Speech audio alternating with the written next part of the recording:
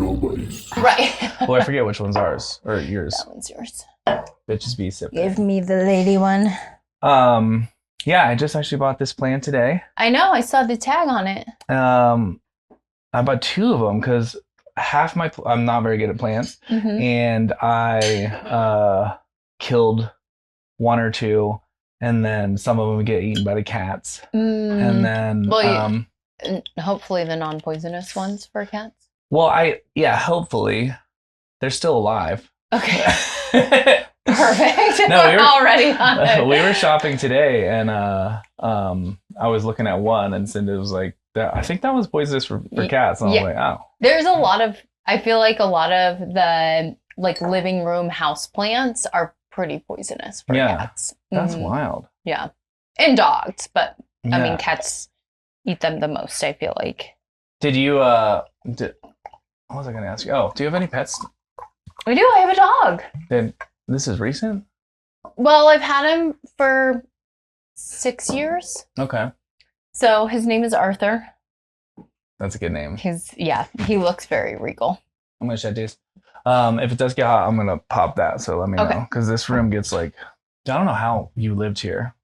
I mean, I lived here for like a week, I think. And then I think I was down here and your sister moved out and I moved upstairs. Yeah. Okay. So you had like just kind of moved in.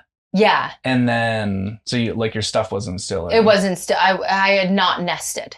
You know what's crazy is the amount of people, I'm going to turn this heat down so it doesn't get overboard. The amount of people that I've had in this house and like the people that I've met all through Marketplace or Right. I mean, I guess a few on Craigslist, but it kind of switched to Marketplace. But like Sammy, you, Jazz, Chris, I guess I work with, but Maria, the first girl that lived in here, her name is Ellen. She loved Russell, but I'm like, I didn't even have the house fully built. It was like almost done. And she came to check it out and we didn't even have the keys yet. So we walk around back and like peer through the window. This will be your room. Look at the spaciousness of it. And then just like, I guess the ability for people to be like, yeah, I'll live with those guys. Right. Seems fine. Totally. And I've been doing it my whole life or since college. Same. But if I tell other people like, dude, you went and lived with you had this stranger, you moved into this house without knowing. I'm like, yeah, I guess it seems to have mostly worked. I mean, I came off of when I was living in San Francisco, I lived with 9 other people in that like giant house, like 9 bedrooms, 10 people total. That had to be the craziest. It was awesome. Wait, so did 2 people live in? There was one couple that lived in a giant, like your master times 2 probably. And then like 8 other rooms. Yeah. And 6 or 7 bathrooms, 6 bathrooms. Like I had my own bathroom. There were like some shared bathrooms, a living room, dining room, kitchen, 3 floors. Yeah. It was wild. Didn't you say that that house was like one of the main streets or so like when a lot of like just festivals or parties were going on, people would just be like going across. Yeah, and it was on Van Ness and it was right at the marina and it was one of the houses that didn't burn down during the big fire of like, I don't know, 18 something, whatever. Yeah. And so it was on like the tour bus route that people would like point out, like, here's these houses that still survive. Yeah. But it was on the edge and we would just like have, we'd have stoop parties. And so we'd stoop. Because we had like these big stairs. And so we just like party and like drink and like wave to everybody on the stoop. And it was just like mayhem. It was awesome. That's wild. It was so fun. How long did you live there? A year? A year. Yeah. Yeah. A year there. And then I moved to just like a probably like 400 square foot studio by myself. Mm-hmm. Do you live alone now? I do. Mm-hmm. Do you prefer living alone? Do you prefer living with people or is it like seasonal or just? I think I like living alone. Yeah. Yeah. Mm-hmm. Interesting. I like my quiet time and I like quiet time in a space that I can do like all my things. Yeah. You know, you just have like full control over it. Yes. I leave things and nothing changes. It's my mess, you know, like that whole thing. Like it's my mess that I deal with, or like it's my quiet. Yeah. I got, when I moved out 2019, and I was, Chris was here when you lived here, but I don't think Maria was. But Chris and Maria were like the same person, but opposite sex. But just like loud, high energy, full of fun and activity. But like there was, after living with them for like 2 or 3 years, I was like just getting over it. And I was like, dude, and then I think it was 30, we were 31. I was like, I'm a big boy now. I need to live by myself. And I just decided on a whim. I was like, yeah, I'm like ready to move out. But I still wanted to keep it. And so I just like let them stay. And then somebody else moved in.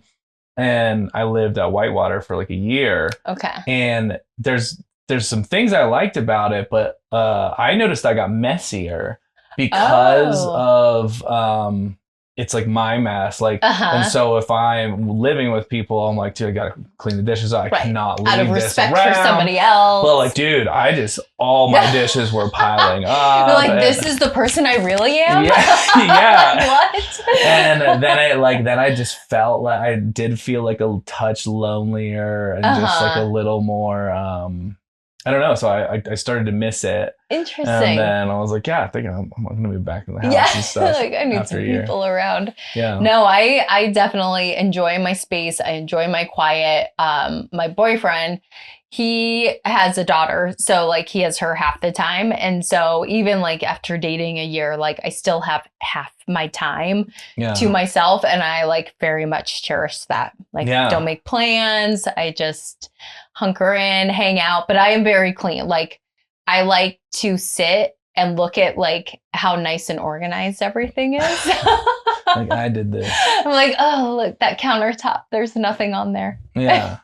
Yeah. I mean, I feel like, I guess I would have known that about you because you're only in that short time, but like seeing your shop and stuff, you're very organized. You're very concise. Yes. And I think I'm very particular about aesthetics. Yeah. And so like I enjoy having like my house aesthetic look nice and like appreciating it. Yeah.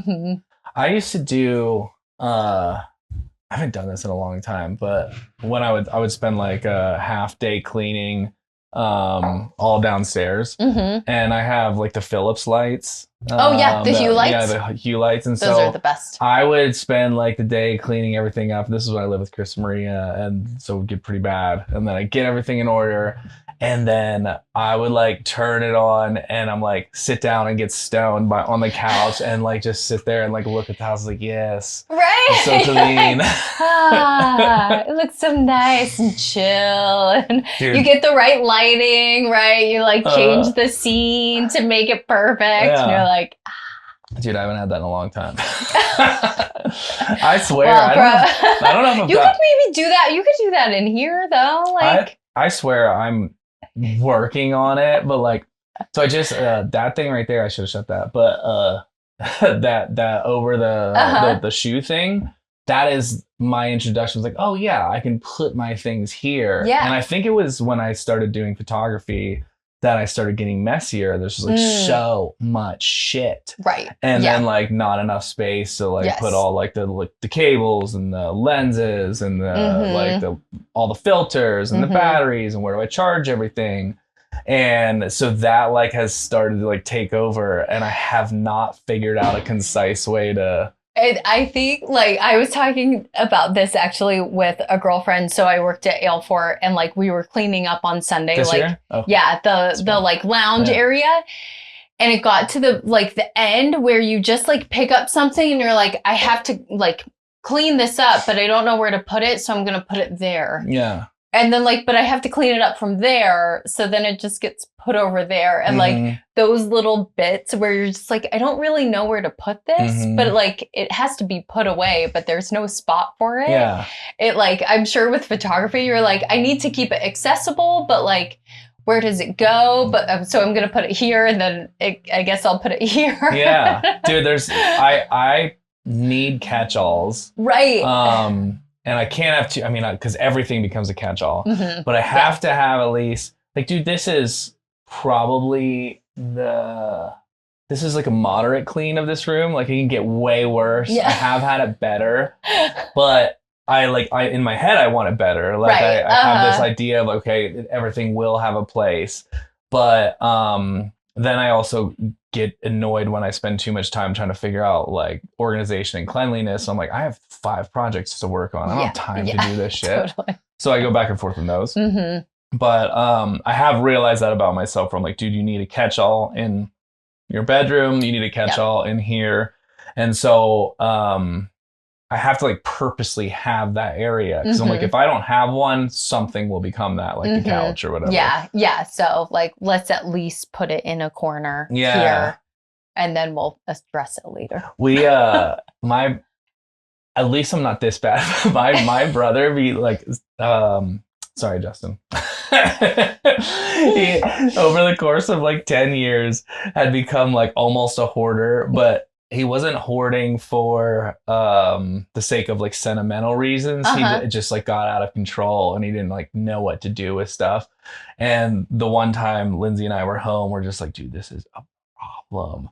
And so I was just like, why don't we see if he's down? Like, if he'll fly us out, we'll like come help him like spend a week and clean through things. And so we like revamped like his house, all this stuff. And I was like, even if he goes back to his old ways, it'll take him another 10 years to get to how we have some leeway before he hits that moment. Yeah. But he has a car lot, and so he has like tons of keys. And then he has tons of paperwork. And so he had this huge island that was just covered in shit. Jeez. And so what we designed was like, there's this bowl, this like kind of beautiful not tin, but like copper bowl in the middle of the island. I was like, this is your catch-all, so everything is still concisely here. And then once in a while you can clean through there. Yeah. And then we put another one by the door. And so we're like, because we know ourselves, we're like, yeah, you're gonna have to throw shit here when you come in or whatever. Right. But I think that's been helping. I don't know. Hopefully. I haven't seen his place in a year. Well, I'm sure in 9 you'll have something to do. Yeah. It's a reason to come home and exactly a little reunion. Yeah. Luckily, I don't think I've ever collected enough stuff to get too bad because I've just moved around and you don't give off hoarder vibes. No. I would say we're just like we like clutter. Yeah. Right. Like yeah. And then we just accumulate things. Like I have a Harry Potter closet, and it was before I had to go to work, and I was like, I have 2 hours and I hate that it's like so messy. I just shoved everything out of it and like redid, threw away a bunch of stuff. It's just like, you accumulate a bunch of crap. It's like, how many totes do I need? 2. The frustrating thing to me is like, I went through a phase where I was like very minimalistic and I like got rid of everything, but the frustrating thing to me is there are things that you like to do, and I don't know what, like, I like one of the things is camping. Yes. So I'm like, okay, so I do need my camping gear and the portable stove and this and the tent and the bag, right? So I need that stuff somewhere. Right. And then I have a snowboard, which I've only done once, but I'm like, I want to. But like, so if you're into that, then you have a whole set of equipment, the gear, boots, all the things. So already you have these things that you only use one season, but they need to go somewhere. And used to be, I would put those in the garage. And bedside table, aka also my camping gear. When I need Dude, snowboard upside down, bedside table. You're on something. Yeah, so that's the frustrating part. And then like obviously with camera gear and then music gear are the 2 things that I've always kept. And it's just like, dude, I don't know what to do with all this stuff. The hobby stuff is so much, like paddleboard. I have skis. I want to get a snowboard for this year too. And all the camping things. I make candles. So I have all my candle making stuff and just like, you accumulate all the hobby things. Yeah. Yeah. And so I don't know how you organize that, especially if you live in a small space. You shove it in a closet and you hide it from the rest of the public. Yeah. And hope that it doesn't like fall on you when you try and get it out. The one year. I haven't figured it out. I honestly, I am one person. I have 900 square feet of home and like 2 bedrooms. Like I have enough space that one person could need. And I'm like, I need more. Yeah, I have for sure. too many hobbies and things that I want to, like, I have a bike, but my one like car garage, I can't have it off to the side. It has to be in front of the car. So like I have to move my car out to get my bike, and like, man, what a bummer. No, because it's not too high. So okay. Yeah. I just saw this thing on Facebook where I think you need to reinstall the garage door to do this, but there is like a rack that goes up and down, but it's above the garage door. Oh. So when the garage door opens, there's like a shelving unit, or like enough for those big tubs, right? So they go up, and then the garage door comes out, and they stay above the garage door. And then you shut the garage door, and they lower down, and you have access to all of them. And I was like, I don't think they'd fit in my, like, I would have to lower the garage door to be at that level to fit it up there. But I was like, dude, that's really, but do they hover smart.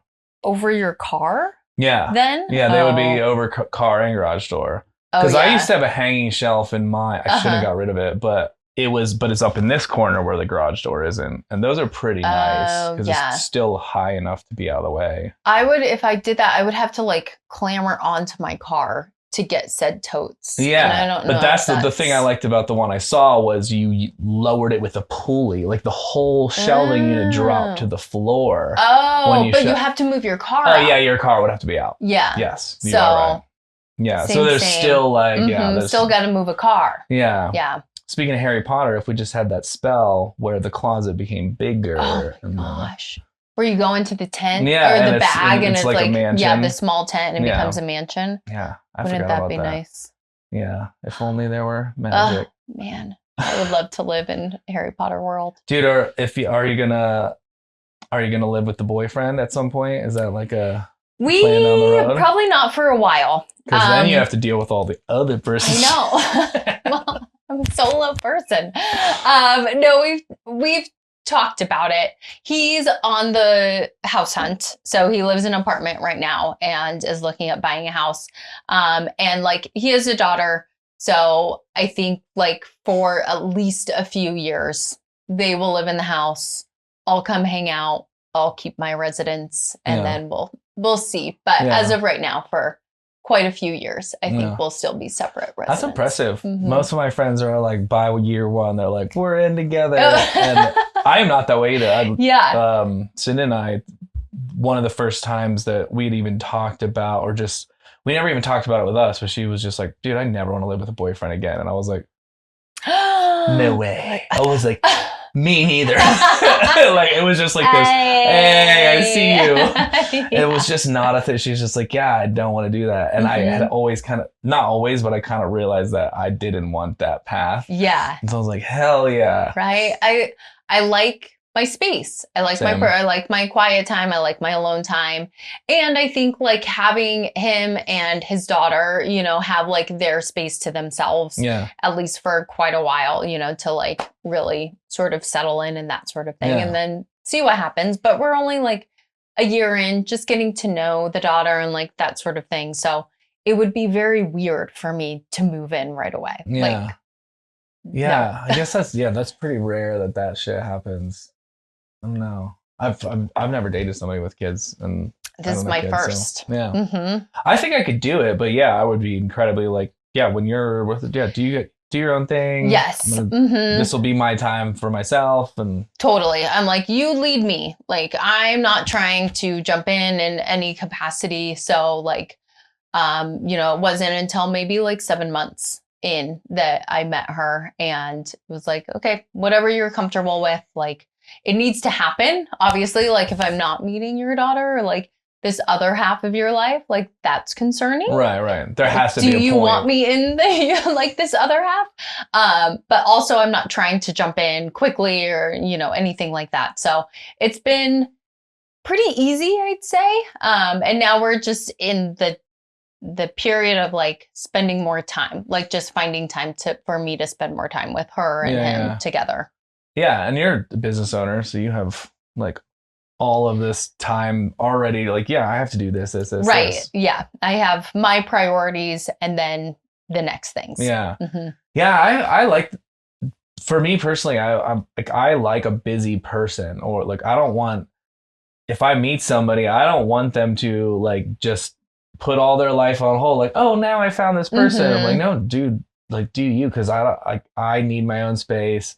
I have all of these projects I'm chasing. Yep. That, like, yes, if I really enjoy somebody's company, I'm like, yes, I do want to hang out with you, but I'm not here to hang out every night. Like, that's just not my MO, and I don't want to burn hot and then out really quickly either. Well, and I get anxiety about not meeting people's expectations of me. And so it's like, I don't want you to expect that I'm going to be around all the time, because I might have to cover a shift or work late when I didn't think so, or, that sort of stuff. So it's like, I don't want somebody to think that I'm going to jump and like make clear a path to be with them at all times, and like, that sort of thing. And so I don't expect it in return. Yeah. Because it's just not my lifestyle. I can't do it. Yeah. That's good you communicated with like that kind of shit. Because when I started dating Cinda, like, I mean, we started really, really casually. And I was just like, I'm chasing this thing. Like, I'm trying to do my passions again. Like, if we made plans and then somebody wants to hire me for a photo shoot, I'm like, I'm going to take the photo shoot. Right. Like, yep. So you have to be prepared for like, and I have to work and I have to do these things. And so I just want you to know that, up front. So having those expectations is nice. Totally. Yeah. Yeah. I actually just the other day, because business has been slow. And so I'm like, I'm going to have to work more. I was like, just a heads up. Yeah. Like, I will be gone. I'll be working until 7, every day forever. Let's just say. So I'll see you later. Yeah. Are you guys 7 days a week? 6, 7? Yeah. That's wild. So for people that don't know, what's your shop? Shift Boutique and Keystone Station. Men's and women's store downtown on Bannock Street. Yeah. And it's boutique clothes, right? Boutique clothes. Boutique, cool clothes. Yeah. Stylish like you. Yeah. I'll try. You can buy this whole outfit at Shift Boutique. Isn't what's the definition of boutique is like you told me this once, and did I because I didn't really understand. I was like, why is it called boutique? And you're like, well, we only have a select number of the style, and then we won't have this again. Yeah, it's a small selection, so it's like a curated selection of clothing, so we only get 6 of everything. So once it's gone, it's never to be seen again. So they can't actually get that one, but they can get the Well, no, the actually size. This, you can get a size small. I think we have size small left in this, 2 sizes left in this, and a couple in the shoes. Yeah. Did you wear this on purpose? So you were like, I hope somebody sees it. I did not, but I wore it because I worked today. And so I did sell the shirt. Dude, this will come out next week. It should come out mid next week. So you might have already sold it. Yeah, it could be. It's probably sold out. You missed out. Hey. Do you still do the like Vegas trade shows and all that? Yeah, I haven't been able to go because I've been working more. But Megan, my sister, she goes to Vegas, and then we're going to LA on Friday, a week from now, to do like a big kind of replenishment buy. Yeah. When you guys both go, like, you have employees that keep the store and stuff, right? Yeah. Yep. Yeah. How is managing employees? It's interesting. I mean, like, we've gone through like different types of employees. So I would say there was probably like 3 years when business was really good and we were very busy. Like, we had some kind of like career employees, people that had been with us for 4 years, and like a higher level, like manager and stockroom manager and like leads and that sort of thing. Yeah. But for the most part, we're typically just like students, or, like our type of retail isn't necessarily like, there's not a strong career path with us, right? So we're sort of that like in between type of employer. And so it creates a lot of volatility as far as employment, right? Like you hope that somebody will stay with you for a year. Most likely it's like 6 months. So it's just a lot of turnover, unfortunately. I didn't think about that. So it's good, but like you meet a lot of people, and I feel like we put out a vibe, like we bring in really great employees, and like fun people, engaging people that you just want to hang out with. So that's nice. It's just they don't stick around as much as I would like them to. Yeah, that makes sense. Like I work at a mom and pop bar, and there's one manager, and he's been there for ages. So there's no like up. Yeah. And then there's the owner. Yeah. You know, so unless for some reason that manager goes and then somebody wants that spot. Right. But yeah. It's like and like we just don't have the capacity for our business to layer in like another level. And we've learned from experience, sometimes that level doesn't do much. Right. You know, it's also like really it's just somebody on the sales floor engaging with customers. Yeah. Like that's the job. And so like having a lead or a manager that does that, it's like, so you just have that title, but like you still need to be on the floor talking with customers. you're just promoting somebody just so they stay an extra couple months. You're like, now you might have happened. But I'm like, I also like as an owner, my job is to be on the floor and engage with customers. It's the same as a sales associate. You know, like there's certainly I have other jobs outside of that, but like when I'm scheduled, I'm the same as sales associate. Right, yeah, that's interesting. I guess I've worked a little retail, but not much. Like I worked for EB Games, but that's like a huge chain. Yeah. So I feel like if you get to manager, you could then eventually be manager of like a few locations. Right. You know, like there's probably some up in that environment. I mean, that's like Target, which is what I worked for previously. Yeah. Like there's a way. I mean, it's still like pretty small, but there's a way up. But yeah, I mean, we aren't planning on retiring anytime soon. So unless the market dramatically increases and we have a need for like a stockroom person or like another manager, but I really don't see that happening. Yeah. But I mean, managing employees is always interesting and not terrible. I mean, like I said, for the most part, we have like pretty good people. Yeah. I assume this like younger, like college age to mid-20s or, you know, that. Yeah. Dude, I've never done it. Like I worked in restaurants forever and I just have always avoided it. I was like, that's not for me. But probably should have because it's like learning lessons and like. Right. Yeah. It actually was, I feel like when I worked at Lyft, I was in recruiting and like at Target, I always wanted to get into HR because I feel like it wasn't the role that was on the sales floor, opening boxes and like breaking down pallets and like doing all the grunt work, like, you know, at Target. And so I was like, I just want to be the HR, like a business partner, whatever. And so when I worked at Lyft, I started in recruiting and I was like, I want to be HR. I had no business being in HR. I knew nothing. Like, I don't know why they put me in there. But it was super helpful because like you learn like how to employ people and just like the little business aspects of like employment that are just, I don't know, like helpful. Yeah. I'm a little. And like, what if you want to bring on a second like photographer?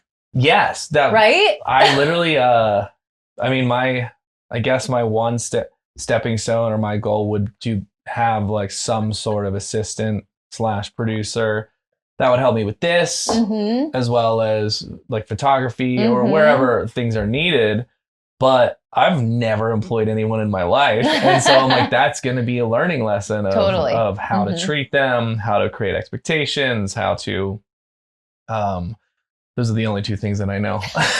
pay them. I don't know. Oh yeah, that too. Huh. Yeah, like payroll. I'm like, no, I'm hiring you so you can figure out my payroll. Right. Dude, I honestly, one of my employees, she recently, it was the first time this has ever happened. She was like, well, what if I want a paper check instead of direct deposit? And I was like, I will have to figure that out. I don't know. Like we do direct deposit through ADP. Yeah. But if you want one, I'm sure we can get you a paper check. Yeah. Do you take Bitcoin? Yeah, right.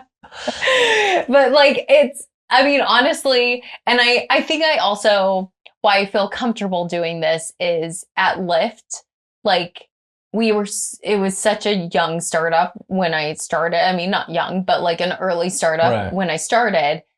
Like we didn't have a maternity leave, so we just had to create one because our general counsel was pregnant. Yeah, so it was like, now this problem. Okay, now we got to figure this out. So I learned, like, you may not have all of it like already baked, but like once something comes up, you can figure out how to do it like quickly, like garnishments, physical checks, whatever it is. Like you can find all the tools to do it. Well, and that's, I mean, dude, I don't know how I'm going to do in this like business journey at all. But from everyone that I've ever talked to, like mentors or people who've done it before, they're like, dude, you don't need to know it all. No. Just start and you'll figure it out as you go. Like there's like, if you try to just prep all these things, like for what reason? Like you tackle the problems as they come and either you eat shit or you don't, you know, and there's so many resources. Google. Yeah. Right. And now there's ChatGPT, right? Yeah. Like so many things just to help you. We always say we went to, there's somebody else who says there's another photography friend, but it's like, oh yeah, I went to YouTube University. Like I did. 100%. Yeah, we just learned everything on YouTube videos. Totally. You know? And now ChatGPT is a huge resource. Yeah. But I definitely was like, Google and like ADP we use, and there's resources. I'm like, how do you do garnishments? How do you do this? You know, and it just like helps you through everything. Is garnishments like the thing you put on the top of the drink? Right. It's business or different garnishments. I wish that was what I was Googling. Dude, this is how, like, I'm so, whichever side of the brain it is, it's the creative side. So that way, like just, and this has been my whole life, but like played music and just artsy fartsy, you know, just like ideas and whatever, but implementation is just not my suit. And ideally, that's why I would love to pay somebody to like, oh, if you have a little bit of this brain that you can help me with logistics. And like, I still haven't even got QuickBooks, and I'm 2 years into business. But listen, I'll take a side gig. I'm a managed execution. Oh yeah, it's your slow season. Hell yeah. Let's do it. Yeah, dude. And then you'll get these points where you're like, oh well, all you need to do is ask ChatGPT how to help you set up your QuickBooks, and then like I'll get lost in this sauce for about an hour and start just like glazing over, and I'm like, I'm just gonna go shoot something. Like I just and then like asking for help is like, yeah, but I don't know what I need. You know, like I'll get to that point where I'm like, well, I don't really know where I even need to ask for help. So I guess I'll just keep figuring it out over here. Yeah. So I think I'm in that limbo phase where I'm like, I'm surviving and figuring things out a little bit at a time, and I'm better than I was before. So that's what I'm just like, just keep enjoying this process. Right. Like, we'll find it. But that's where like your network, right? Like I'm sure you have photographers that have figured out QuickBooks. Oh yeah. You know, I think so. I haven't even really tried, to be fair. I say, I don't know QuickBooks, but I have not even sat down once and even tried. So, but like, cause I haven't done enough projects to like have that need. Like when I do my taxes, hopefully next week, like I could probably look back and find like I have all my Venmo transactions, and I'll just be like, okay, where are those? Right. And then this might be 20 gigs. And so I'm like, I'm fine. Like, yeah. But eventually, yes, I do need to do that. Or with this, like with like I found like I really want to go this route anyway, but eventually if this starts bringing in money with advertisements and stuff like that, and then money coming in through social media companies that, you know, I like mean, if you have an LLC already, right? I have a business license, but I should get an LLC. Yes. Yeah. Somebody told me that EIN is fine until you make over like 60 a year, and then sure. I don't know if that was good advice, but I took them, and so I was like, yeah, I got an EIN, and I asked my accountant to set it up. I'm running with it. So I run that for now. But perfect. Yeah, seriously, fly by the seat of my pants kind of guy. Listen, I literally, with the state of Oregon, I got a Department of Revenue bill for like $13,000. I was like, I'm sorry, what? And it was just because I hadn't recorded that we did not have any income or revenue or employed somebody in the state of Oregon for like the last 2 years, but they assumed that we did. And so it was like, okay, I guess I need to like make sure you know that that's not happening. Just all these random things that'll crop up too. Yeah. And I'm sure I'll discover those along the way and stuff. They're fun. Yeah. Do you want more wine? Because I do. I do. We had a good day at the store. It's good. Yeah, you said it was like one of the first like hopeful days for the year. Yeah. So tell me about Tree Fort, because I wish I would have saw you there. I only went to Ale Fort once. Oh. But we went every day this year. Well, me too. I went every day but minus Saturday, which is annoying because I miss Sophie Tucker. Dang. Sad. But yeah, so we played this year. I've been playing music again, and so by playing you get the artist band. So I was like, hell yeah. Yeah. So we went full charge. Fun. Every day. But I really only spent any time in Ale Fort, I think Thursday, maybe. Okay. So my buddy Molly owns Meriwether Cider. I have a friend named Molly too. Oh. Me too. Sorry. That sounds nice. So she owns Meriwether, and so she runs the cider portion of Ale Fort. So she gets an assistant, and I'm her assistant. Yeah, so I'm cool. Assistant to the cider czar. Yeah. And so I just help her run Ale Fort, and then obviously help with the beer and everything. So I was there all day Friday, helped a little Thursday night, like helped closed it down. And then helped a little on Saturday, not much on Saturday, and then Sunday. Yeah. But so then I'm crew, and I get a pass and like zip line. So you were able to break away when you needed to or wanted to. And like Saturday, I didn't have to work because I had a lifting restriction. So she was like, all the kids are gonna blow, so I'll just work Saturday. So I got like Saturday off. So I got to see Sophie Tucker.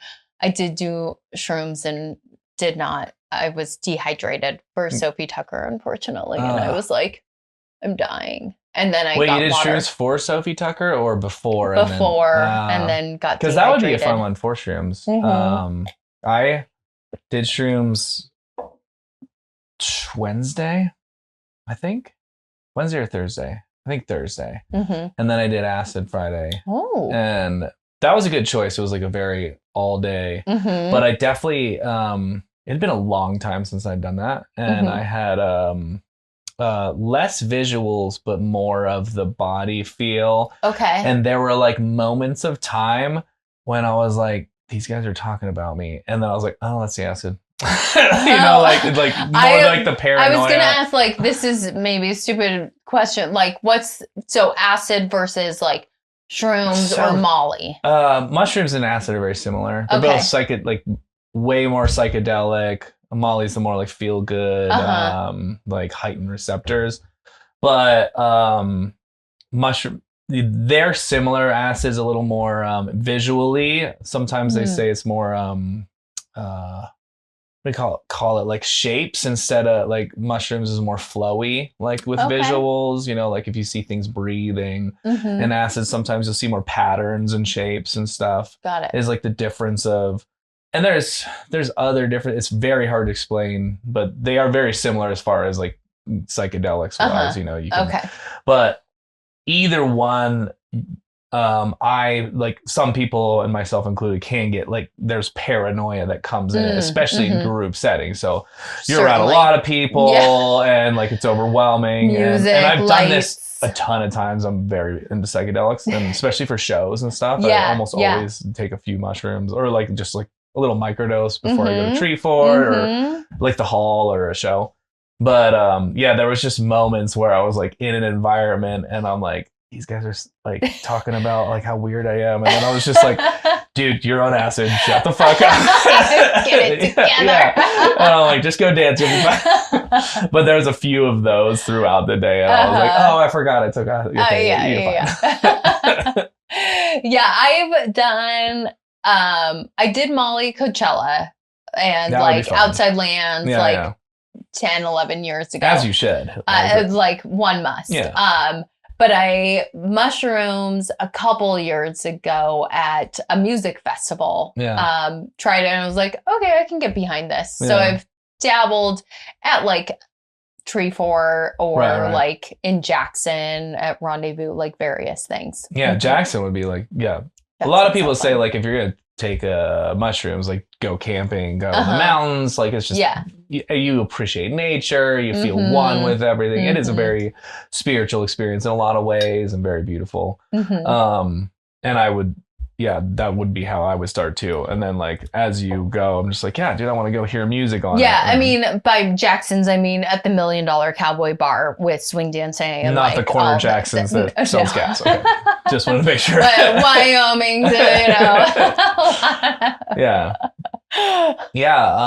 but for music festivals, really fun. But like if you sometimes like signing up for psychedelics, you never know what you're gonna get. And that's what I get nervous about. Even like, mushroom, like, you just aren't sure like how much is in there, who made it. Like, should I take this little one? Should I take 2 of them? Right. Yeah. So I got like, my buddy, had some and there was a lot of niacin in it to like help it absorb into the blood flow. So I took one and we were in Jackson at the $1 Million Cowboy Bar. And I was like, I'm dying. I am so hot. I'm going to explode. And so it was like April, but snowy April, like real cold Jackson. And I was like, I have to stand outside. So my friend came with me and I'm just like peeling off layers in 0-degree weather while it's snowing. I'm like, I'm so hot. And he's like, it's a little cold out here. Do you want to go inside? I was like, no, I'm not ready. That's wild. But my body, I think there was just maybe too much or I don't know. It just had a reaction. But after maybe 15 minutes, like settled in totally fine. But it was just like that, like, reaction. That's a lot of times like come ups on it can freak out your system. Totally. I'm the opposite. I get super cold and I'm like, is it fucking freezing in here? And I'm like wearing a coat and I'm just like, you're like stealing jackets from people. But then again, it's like once you settle into any experience, then because sometimes you get over that hump and then you're like, oh, this is nice, and it's very. Like for me, mushrooms very happy, very silly, very fun, and then that's what I've experienced. Definitely enhances music experience. It's like I'm a very visual person, and I've been at concerts where like it's hard to. This is really hard to explain, but like I can see the music, like I can see the like the way that the guitar sound affects the airwaves. I can see it like reverberating through the air. I'm like, holy shit.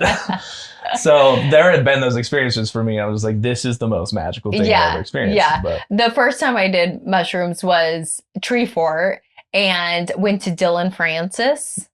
He played here? Yeah, I'm pretty sure. No way. Last year. Oh, okay. I wasn't here last year. Yeah, last year. It was Dylan Francis and then Baby Jake. And it was like perfect. I was like, yes. Yeah. We had like a great spot. And I was like, this is exactly what I like envisioned it to be. Dude, I always had this kind of side note, but this is so stupid. My ex, Maggie, I think I dated her after you were here, maybe, but I dated her for like 2 years. And right when we were already going through it, and one of her favorite DJs was Dylan Francis. and she went down to Vegas to see him. And then she's just like, I got to party with Dylan Francis in his hotel room. And I was like, this girl's smashing Dylan Francis. And I was like so pissed. And I was so jealous and insecure. And I was like, I swear to God, this girl, like, she's not going to tell me, but she probably fucked Dylan Francis. Fuck this guy. And I was, so we hate him? No, we don't hate him. Because I don't think that actually happened. I was just like all like in my head. Yeah. But I was like, I mean, of course, if I was Dylan Francis, I would smash my girrend. Yeah, you're cute, like, she's a babe. Yeah. Like, clearly. But like, then I never even listened to him. When I listened, I was like, oh, he's pretty good. Yeah, I was like, I shall forgive you. All right, if you did, it's fine. It's fine. But yeah, that's crazy that he came though. Yeah, I'm pretty sure he came to Treefort. Yeah, I missed that. That was last year. I started playing with this band called Gypsy Moonrise like a year and a half ago. And I was supposed to play last year, but I lived in Scottsdale for 2 months, house sitting for Lindsay for her dog. And so I was like, fuck, I'm going to miss Treefort. And so they got somebody to replace me. And so I missed the whole... It was so cold. Yeah. That's fine. It was cold this year and they moved it back a week. It was weird. Yeah, it was nice that they moved it back a week, but yeah, Saturday was freaking Boise, man. So it's all over the map. Cold. So cold. So it was like, she's like, it wouldn't be Treefort without some crazy weather. Truly. I'm like, yeah, but if it was nice the whole week, nobody would be complaining. Like, it would still be Treefort. Yeah. Yeah, the one day we were there like outside and it was just like starting to like really pelt. I was like, dude, I want to go inside. Like we were not prepared. Like we didn't have a coat or anything. So that's the tricky thing is just like, where do I stow my jacket or whatever? Yeah, especially when you go inside because you're like peeling off layers. And you're like, but thankfully it's Boise. So like generally nothing's going to get stolen for the most part. So there is that, which is... Yeah, I wonder how many bike thieves there were this year. Because I was like pretty... I didn't have it. I mean, my bike wasn't stolen. I was a little nervous, but you were saying earlier about keeping your bike in the front. I have started collecting bikes for some reason. So you're the bike thief. No, I have not stolen any. But I did buy 2 bikes in the last 6 months. And I bought an e-bike. Oh, yeah. And then I have my road bike. And I bought the e-bike for Cinda, but I've had it at my house. And then we were talking about Treefort and we're like, dude, what if we get a tandem bike? And then we found this one for $175. So I have a tandem bike. And of course I live in my garage, so I don't keep them there. So they're all like on the side of the house. But we rode the tandem bike down for the first 2 nights, blew a tire the second night, left it. Then rode the e-bike down the 3rd night, and then it was cold, so we left it. And then I somehow collected them through like the next couple days. My bike is still at Daniel, my boyfriend's house, because he lives off of Warm Springs, like by Kristen Armstrong. So I was like, cool, we'll like home base at your place. So we just biked back and forth and dealt with the cold, but I have yet to pick up my bike and take it to my home. All right, and you're in the North End still, right? No, I'm West Boise. Oh. West Boise means... like you stick in Milwaukee. Oh, shit. Yeah. I know. Yeah. It's mall life. I know. Damn, small Catholic church. That's hard to bike from. That's the problem with the area. It is, because you have to go all the way like Northview and then cut across and then you can get... it's long. I hate... it's like... riding like anywhere 30 to 40 minutes busy with yes like Orchard I won't ride on. There's no bike lanes, it's super congested, the sidewalks aren't that great, so yeah, like anywhere I can get like back streets or like, you know, neighborhood streets, and then green belts are obviously prime. But yeah, I found a route, but it still takes 35 to 40 minutes to get downtown. Versus when you're in like the North End or from Warm Springs, just... my goodness, yes, please. So that's why we home based at his place. Yeah, that's smart. It was like 5-minute bike ride. I really liked... I like going into Treefort because I'm like a kind of sucker for pop, so I don't really know a lot of obscure bands. So I go into every Treefort being like, I have no idea who these people are, and that's part of the fun of it. Is just you just bop around, show up, and you're like, actually, these are pretty good. And so the one headliner, Remy Wolf, I like really enjoyed her, and I was like speaking of sucker for, I was like, oh, these guys have a recipe to blow up. Like they were like dialed in. Remy Wolf? Mm-hmm. She already is blown up. Well, yeah, I guess it kind of seems like that. But like you know how like we had Lizzo, but Lizzo like really blew. Like 100%. And so I was like, yeah, I could see Remy doing that trajectory. I feel like the headliners this year were well more established than they have been in the previous years. Yeah, because Sophie Tucker's huge already, for sure. And the other guy, who's the like more acoustic-y first night headliner or second night? He's like more acoustic-y Americana. Oh. Anyway, you guys know what I'm talking about. Yeah. But yeah, like I feel like he's already really big too. Like totally. Like has a huge name. Yeah. Yeah. My buddy, did you see the year that Petey played? I think it was 2 years ago. I didn't, but I know Petey. I've never met Petey, but my buddy Ukiah plays for him. Okay. And they play. I don't know if they headline, but they played main stage like right before headliners. They're on tour with Rainbow Kitten Surprise. Really? They're opening for them. So they just opened up for Blink-182. I mean, and I was like, yeah. What? It's not Petey, but a guy in the band shops with us. Okay. And has for years. Like he used to work at 10 Barrel. Yeah. Yeah, so did Ukiah. Okay, maybe I don't think Is he a tall redhead? Yeah, is that Ukiah? Yeah, okay. Yeah.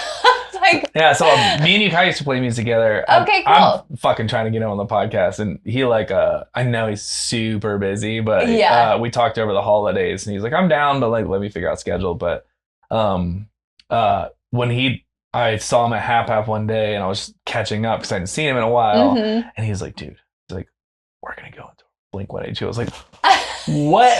I know. It was like childhood dream just like blowing up. I was like, dude, this is amazing. So incredible. But so then I was like, dude, I would love to just like talk to him about like, just all the feels. All the things. Yeah. It's so interesting. So he pops into the store. And so like I hadn't seen him in a while. I was like, how have you been? He's like, man, just tour, finally home for a couple months. And I was like, well, welcome back. Nice to see you. He's done so well. He married Emily Baloof. And I think she still works at Talaya. And just that family's so awesome. Oh yeah, like just incredible. So small world. Yeah, love those people. Small town.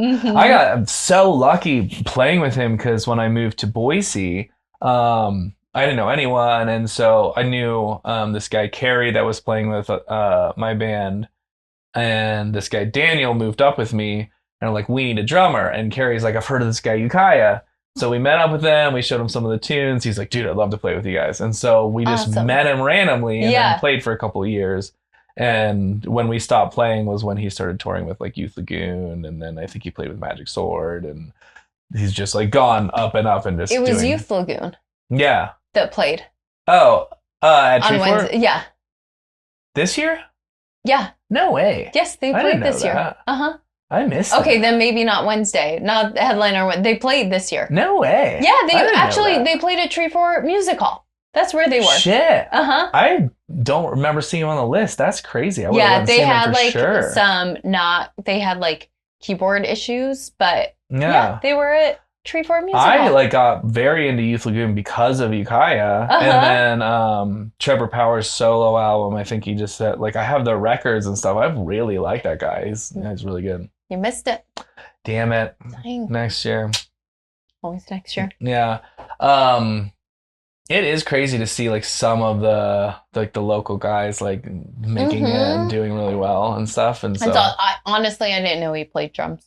Yeah. I knew he just played it with Petey. Yeah, he's incredible. I mean, it's crazy to think that I feel like when you play a lot, you get better and better and better over time, right? And I remember him being just phenomenal. The best drummer I knew in that this was 10 years ago. And I'm like, how good are you now? You just, because he practices all the time, plays all the time, tours all the time. So he has to just be yeah. Yeah, but he used to work at City Peanut Shop too. That makes sense. Yeah, that whole little block is just we're a cool block. Blossom for. We're a pretty cool block. Yeah. Do you guys do trades chocolates for clothes. We should. Peanuts for We shoes. do not, but we should, because that's very nice. No, LeBois wine next to us. He's wonderful. And so like our 9-year anniversary in March, like he always brings us wine. It's just like a nice. Thank you. It's lovely. But yeah, we should do more trade. Does that place down 9th, it's at that little bar, does that still exist? Nook? Yeah. It does. I never go I think there. it's like the Nook, like the 5th version of the Nook. Like changed hands or whatever. Change hands, different like interior design, various things. But it's like, it's definitely a neighborhood, like watering pool, like watering hole for various offices and things like that. I only go in there every once in a while. Yeah. I go to the Mode more. Okay.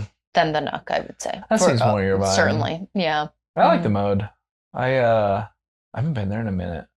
It's a good spot. I miss downtown because like what bar are you working at? I work at Rudy's. It's a pub out in Meridian. Yeah. And it's weird because I had worked at, I mean, the last spot I worked at downtown was Lucky Finn's, and then I'd worked at 10 Barrel, 13th Street. I worked at a couple of spots too, but after 13th Street, I was looking at working at like the Tavern, and there was one other spot, and then my friend had worked out at Rudy's, and she's like, "You're gonna love it out here," and I was like, "Dude, I have never traveled this far for." I was like, "I don't even know bar job." Yeah, I'm like, I don't even know where that is. Right. So I was like 10 Mile, and so I decided to give it a try, and I love it. Like it's so fun, and it's so different. It's not downtown at all, but it was just like a bunch of rednecks and construction guys, but there's engineer guys, there's Cali replacements, because a lot of that community is like all the new Cali transplants.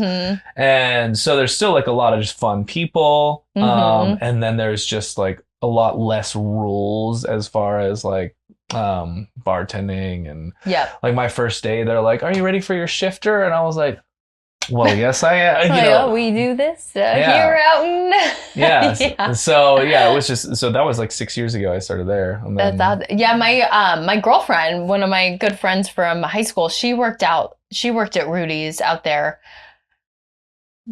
like for a number of years, probably like 4 or 5 years, but it was probably like 8 to 9 years ago. Okay. So it wouldn't have crossed paths, but she loved it. I mean, I would go visit her. Be like, "Hey." I went there one time to visit my friend, and this was 8 to 9 years ago too. And this was before even all that area blew up. Totally. So I remember driving out there. I was like, "Where the fuck are we going?" And then we're like passing farm fields. I was like, "There's not a bar out here."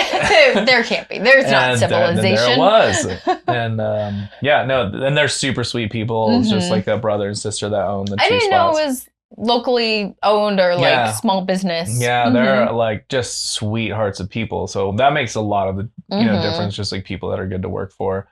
And then I met some of my like best friends. I was in a wedding last year for my buddy Ian. He's been on the podcast, but I like met him as my bar regular, and then we just became homies and stuff. Amazing. But when I talk about like just life and like where I exist, people are like, "Wait, where are you hanging out?" And I'm like, "Oh yeah, I normally go over here." And they're like, "Oh, you're over there? Like, why are you way out here?" Wait a second, I need to pull out a map. Because my go-to bars now are dive bars around here, like Quinn's or the Overland or something. I haven't gone downtown as much anymore. Yeah, for sure. They're like, "Where is that?" Because those spots are like the neighborhood spots there. Totally. Yeah. Do you go to 10th Street at all? Every once in a while. I feel like the last time I went to 10th Street, it was maybe a Saturday at like midnight. And I was like, "I am the oldest person in this bar. What is happening?" It was... That's interesting. So many like 20-somethings. Really? I feel like they still get some older crowd. Or maybe I mean, certainly, I think on weekdays, you still get the like, you open the door and like, everybody looks at you like, "What are you doing down here?"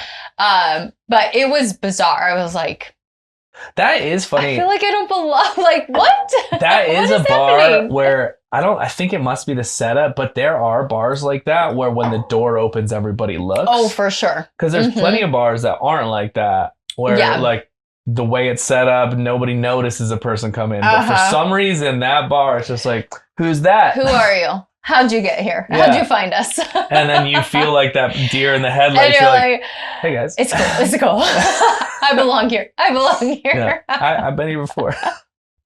I swear. My friend Julie works down there. And I hadn't been there for a while, but we went once at Treefort. And it's just a great bar. Yeah, it's good. There's a little vibe. And then I think I like downstairs. I was just talking to Sydney about this. I appreciate a lot of bars. I like to drink, and and I like to be social, but there's something to be said about a bar that's all windows and you can just like see out and you're like having a cocktail and you can just like people watch. That's like the mode. Yeah. Right? Like exactly. World is your oyster. And then there's also something to be said about a dingy bar with like no windows and like and I think about this more in Scottsdale because it like gets so hot and so you escape this like so brightness and you just hide in this like dark dingy little thing and then you stumble out and you're like, what is this? And that like feeling, you're like, what? Yeah, totally. You're like walking into like it's like dying when you're like going into the light. My girlfriend, we were in Vegas for Formula One, and she took me to the bar, the Atomic Bar, where it's like outside of Vegas, like old Vegas, like more in old Vegas, but still outside. And it's where like they would watch the atomic bombs like from the bar windows. And you could see it from there? And you could see it from there because it's just like all desert. But it's that like super dark black walls, like hardly any windows, like barely windows. And so we like drank in there and then did that emerging of just like coming out of the door and you're like, it's sunlight. What is this? Vegas is a wild spot where you can find... probably the first 10 times like just mostly strip and you know the usual, and then my buddy moved down there and so I've been experiencing a whole different side like every time I go down there and he's like, oh, let's hit this area, and he's very since he moved down he would follow like the YouTube accounts that like show you around Vegas and like here's the arts district. It's close to the arts district. That bar. Yeah, the arts district is dope. It's awesome. Like the Connex like areas that they've built are really awesome. Yeah, and so it's just like interesting to see this other side of a city because you only got this one experience for so long, and then we went to some parking lot strip mall where it was like best rated diner, and we went there for brunch, and we're like walking out to the car, and across the corner there's this like little hole in the wall, like on the corner of like a strip mall. There's like a little like LED or something. I'm like, dude, that looks like a bar. Let's go over there. And then it's one of those like super dark and like just had the best time. Like had a couple of drinks, sang karaoke, and you're just like, what is happening? I love that. Yeah, yeah, so good. Yeah, more like because I'll go with Megan. Like we go August and September or February. And we're just like in and out. We really don't do much. So I really it'd be nice to explore more, but at the same time, we're just like so exhausted. But I have a girlfriend that her and her boyfriend go to Vegas so often. So I always want to like tag along with them and be like, take me to your places. Yeah. Like, where do you go? Do you find yourself, because you travel to Vegas twice a year for trade shows and then LA, do you find yourself having trouble like booking time for like free time or vacation? We really don't. And I think that's just like... Wait, you don't have trouble or you don't do it? We don't do it. We don't. We used to not have trouble and now we don't do it. So definitely depends on like where the business is at, like what we can afford. But at the same time, like sometimes it's just easier to be in and out and just like tunnel vision, do the work and then just fly out. But occasionally I feel like there are times, every once in a while, we're like, okay, we're going to do a nice dinner. Yeah. We're going to do a fun, like, night out dinner. We definitely have, like, dabbled and found ourselves in very fun situations where it's like, why are we at this, like, basically all you can eat, like, private dining area with people that own Aloe Yoga. At the, like, now I can't think of it, the fancy, like, sushi restaurant in Vegas. I wouldn't know, actually. Gosh, now I can't. I do love sushi and I love Vegas, but we were sitting up at the bar and looked at the menu literally, and we're like, okay, we can't afford any of this.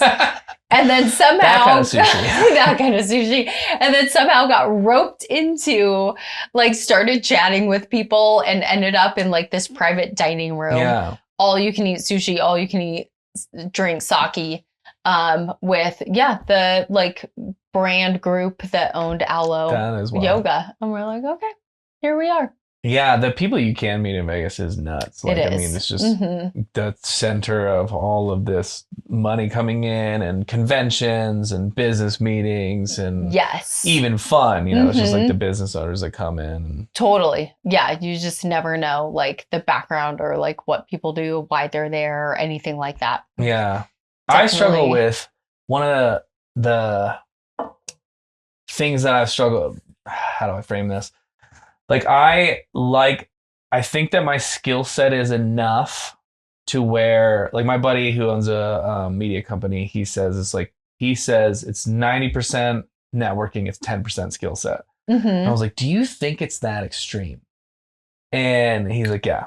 I really do. He's like, you do need a basic skill set, but other than that, it's like, it's who you know, it's like who you're bumping elbows with. And so then I, as a social person, I was like, well, then I should be out at Barbacoa happy hours 3 nights a week, to be meeting people that, I could, like, potentially help each other out, get to the next level.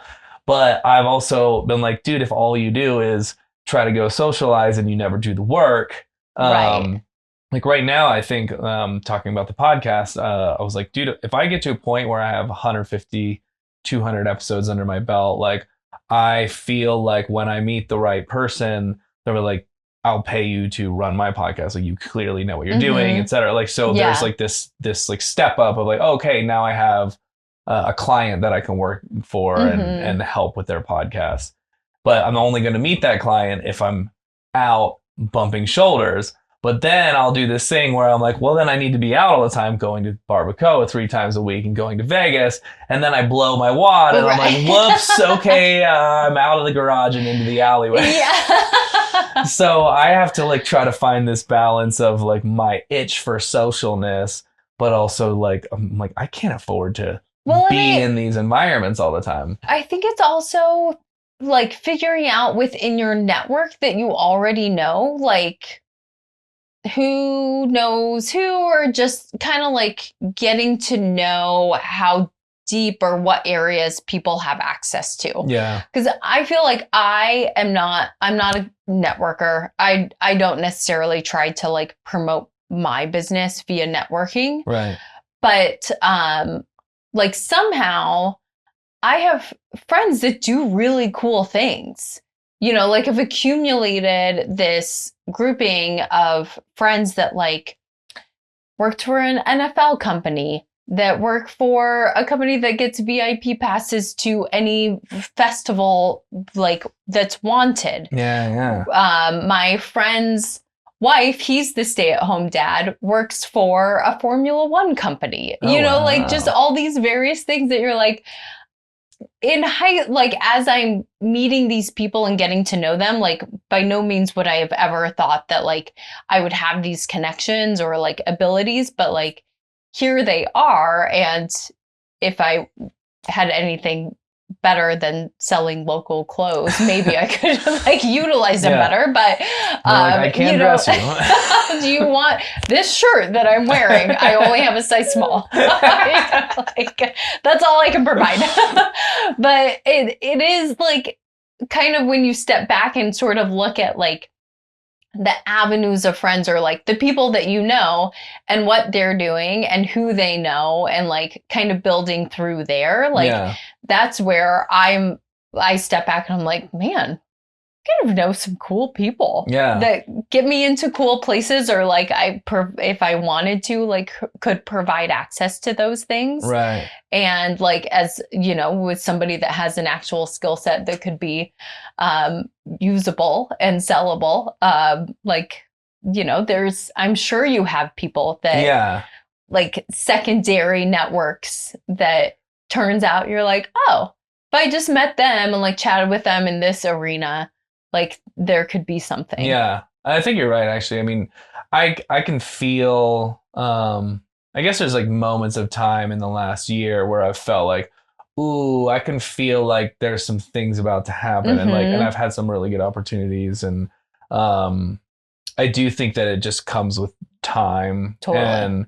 And I personally just keep reminding yourself, like, because there's no end destination of like where I want to go. I'm like, I want to just keep like enjoying building, learning, growing. Yeah. And when I get frustrated, I have to remind myself, I'm like, dude, there's like, you're frustrated because what? You're not where you want to be. Well, where do you want to be? Like, is there any destination that will finally satisfy you? No, like like the growth and the like the pursuit of the craft and the like experience of what you're doing is what you want in the first place. Yeah. So why are you frustrated that you haven't gotten to the level that like, you are? Slow your roll, dude. The garage is fine. We're good in the garage. But like, so if I evaluate, when I evaluate like where I'm at, I'm like, yeah, dude, you're chasing the thing you want. Like, so yeah. And that's what you want. Right. And so when I back up, I'm like, yeah, there's no time frame that you need to achieve like a certain metric. I mean, I understand that in some ways having timeframes for goals is nice. Like when you're okay, I want to do this much as far as like SMART goals, right? Which I'm terrible at. But in general, like, yeah, you're just chasing the thing. Like you're doing the thing that makes you happy. Yeah. So like it doesn't matter when. And I've already noticed like certain people I meet, they're like, oh, I've recently had people ask me for advice on building a podcast, which was what tickled my ear. Like, I think I can help people at some point, because I am slowly but surely going to be an expert in the field. And I would never have thought that me in this tiny room is an expert by any stretch of the imagination. But like in the course of this last year or this last 3 months, had people being like, hey, will you chat with me? I want to like start a podcast. I was like, I can help with that. Yeah. So I'm like, oh yeah, it takes time. I'm a consultant. I have this LLC. Here's my hourly rate. Yeah, LLC. My consulting rate. That I need to do. Here's my consulting rate. Yeah, but I have, and I think that now that I'm doing this more and more, I'm like, yeah, at some point I can white glove a service and just help somebody else with their podcast. 100%. And then work in that regards with minimal effort for me, but this kind of shit is like, it's taken me 3 years to try to figure out for sure all the stuff. Yeah. And I still haven't figured out all the stuff. But yeah, I don't know where I was going with all that, but you are right. Like I do have people already where I'm like, oh, I have some people in my network that are pretty cool. And I met them very randomly, like not trying. Right, exactly. Just like being around. And that's all it is. Like, oh yeah, and this is what I do. Okay, cool. But like, that alone can circle back into something. Yeah. Potentially. That's true. I have to pee real quick. Okay. I know. I remembered that I was going to write something on the board. Like whatever we were talking about just now. I like the idea of, but then I remembered that I was going to write something. But here we are. The board is empty and I have no words of what I was going to talk about. It was something about what we were just discussing. I did almost 3 months sober with 75 Hard. So we started on the 1st. And so one of my biggest hesitations with quitting drinking in a lot of phases over the last 3 years was like, I want to drink on my podcast. Like That's how I started it. So I was like, I want to drink with my friends. I want to get drunk, have some fun, chit chat, just life shit. And so I was like, dude, I don't want to do this sober, And so those have always been my hesitations of, I'm like, dude, you need a break from drinking. But I'm like, but how do I do that? I want a podcast. So, right. But I finally did, I did 100 days 2 years ago. And then, so this year I did it. But like, I have these feelings sometimes. I was like, man, I would be more engaging if I'm like drunk or some sort of tipsy. But then, so Sin and I did our first one back. And dude, my brain when I'm drinking, it's just like all over the map. And so we would I would be like, we got to remember this. We're talking about this. I just got to pee. And then we would go back and we're literally talking while we're peeing and the conversation went. And then we get back here. We're like, what were we talking about? And it just, who are you? It just disappeared. And then and it's funny to watch when I edit it because I would cut the bathroom break out. And then I was just like, the conversation ends here. And then it starts on this completely different one. And I'm like, well, you get what you get. Oh, yeah. This is where we're at. Yeah.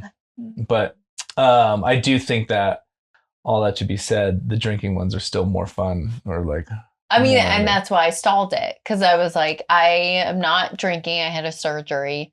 So I was on ibuprofen, Tylenol. Yeah. But I was like, I want to have some wine while we do this. So have you ever done one of these? A podcast? Yeah. Megan and I recorded one, but it never came out. It was about kind of local business people. It's probably in 2019. Okay. Maybe 20. I don't know. Honestly, I don't remember when it was. But they did a couple episodes, but then maybe it didn't catch on or busy in other ways. So didn't actually come out. So I recorded one, but I've never actually been on a published. Yeah. Is it published? Well, I would, yeah. I mean, it's out. If that is a published podcast. I am published. I am a published podcaster. That kind of idea, I wonder if I could go, because I did think about this a lot with a business owner. Is if you did have some things that you wanted to share as you guys as a business, or so say for example, you and Megan are like, oh, we want our clientele to know this about us or this, or a deep dive into who we are, but and a lot of people don't have the ability to set that up.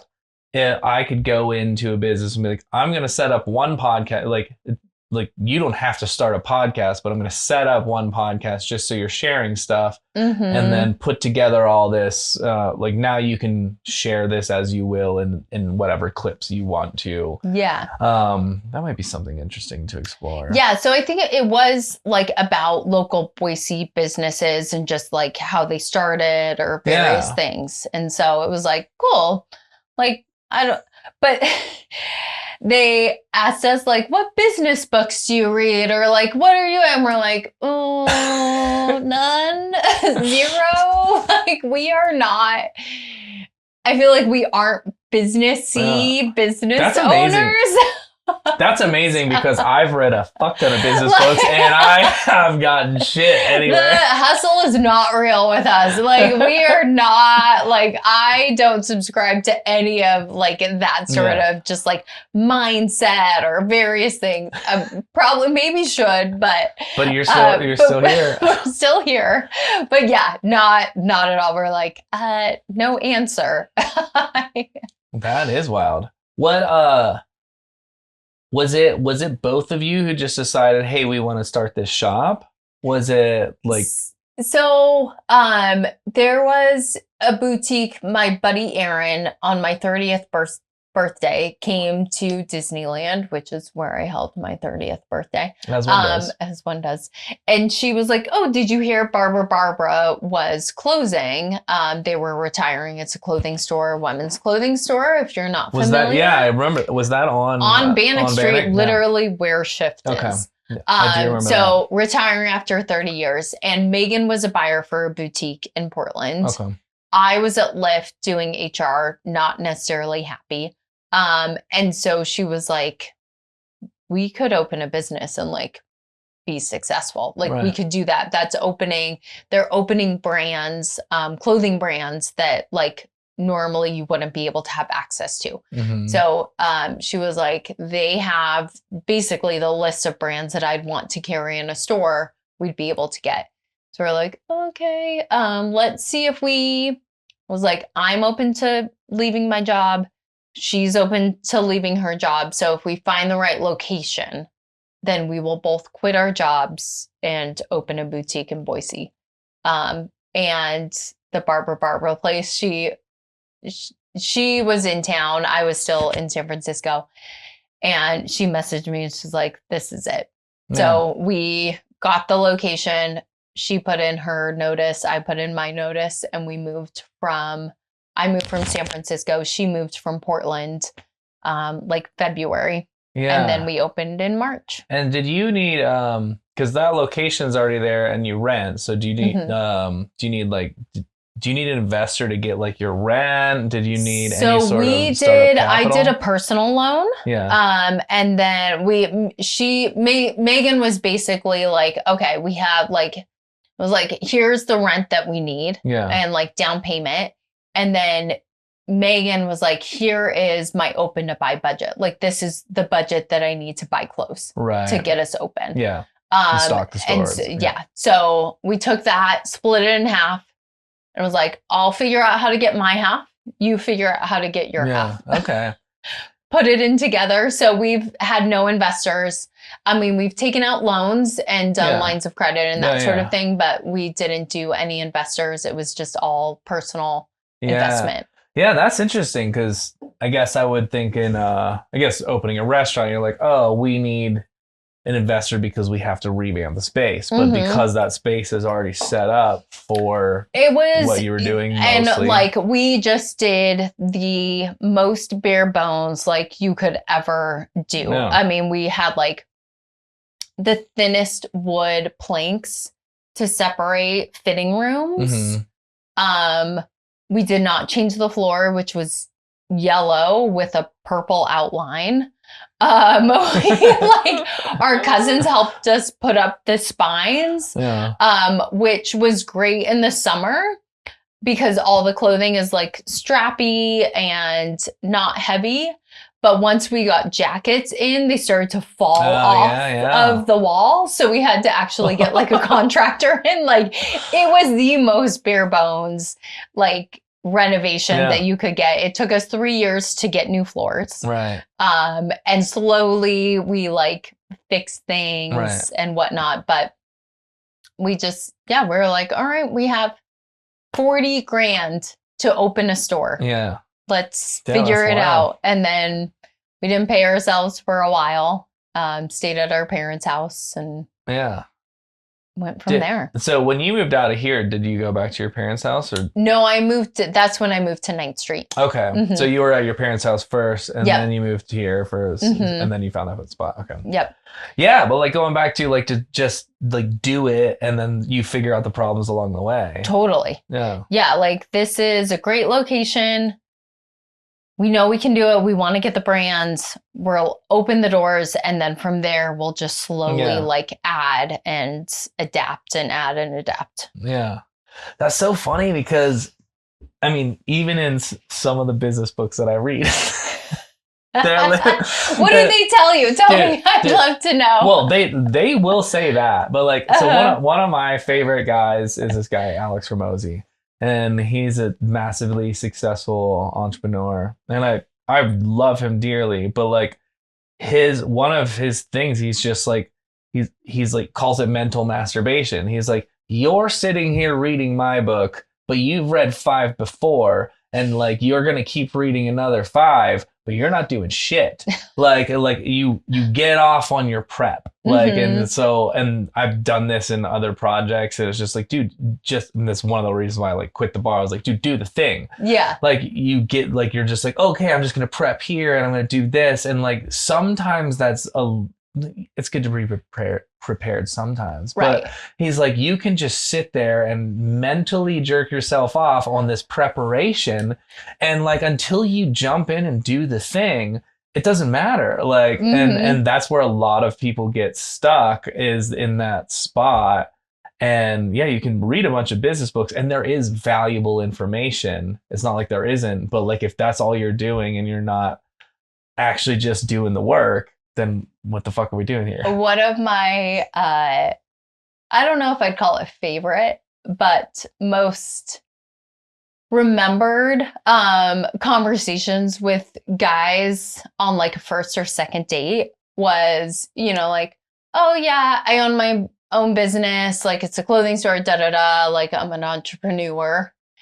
And then be like, oh yeah, I could be an entrepreneur. I'm like totally an entrepreneur. I just like haven't figured it out yet. Like what business? Like, okay, cool. Awesome. Yeah.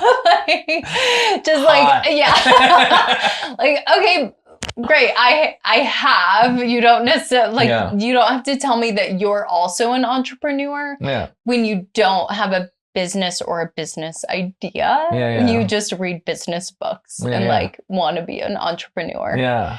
It's like, I just be like, cool. Yeah. I mean, I guess in those shoes, it is like, well, I'm the man and I need to impress this person. And so she's at this level. And it's like, I don't need you to be an entrepreneur. It actually would benefit me for you to have a stable job where you get, you know, whatever thing. Like my job is volatile. I don't need somebody that's like trying to, and at the same time, like I also don't view myself as now I don't view myself as an entrepreneur.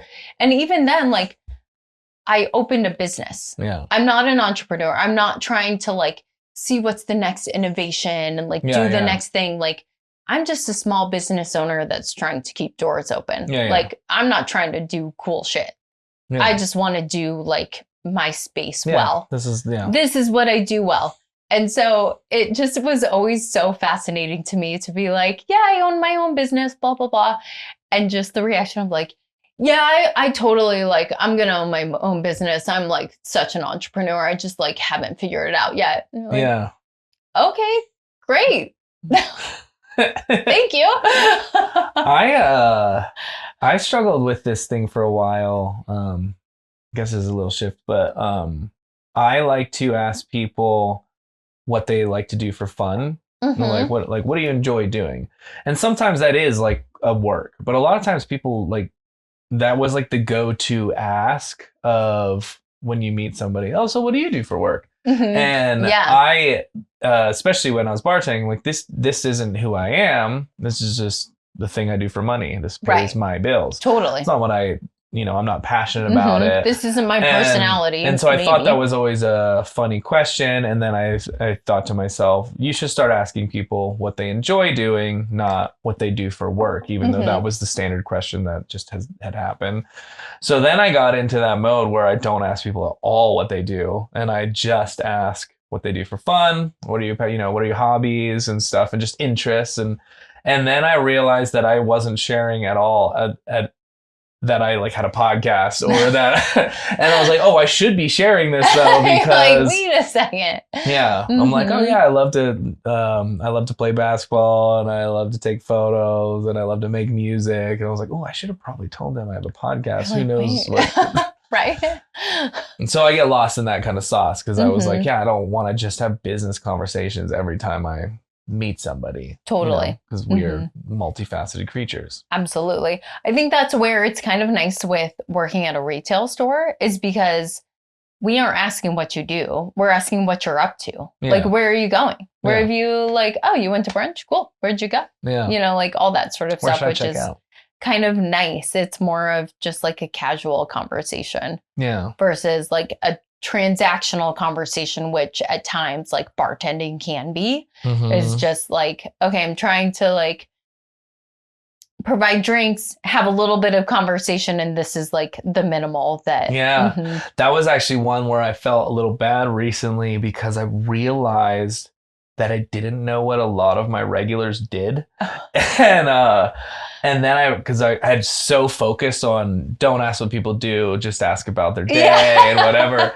And then I just realized there was like a couple guys came. I was like, dude, honestly, I have no idea what you do.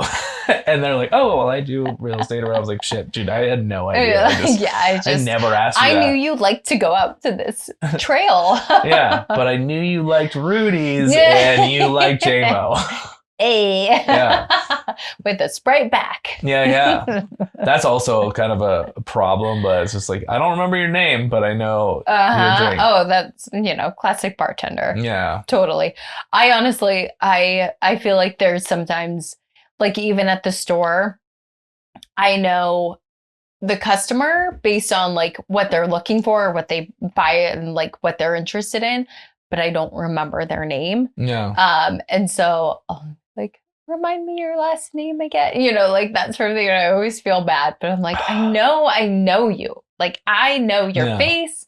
I know the engagements we've had, but the name, I just and do you ever find forget. There's a time period where it's comfortable still asking. Like, hey, sorry, I forgot your name. Totally. And then there's a time period where like, this is inappropriate. I've known them for 6 months. I cannot. Oh yeah. Oh, for sure. For sure. That's what I get stuck in. I'm like, oh, fuck, I missed that opportunity. And now I feel really bad. Well, even worse, Megan and I look very similar. She has longer hair. Yeah. People think we look very similar. And so they'll confuse us with each other. Yeah.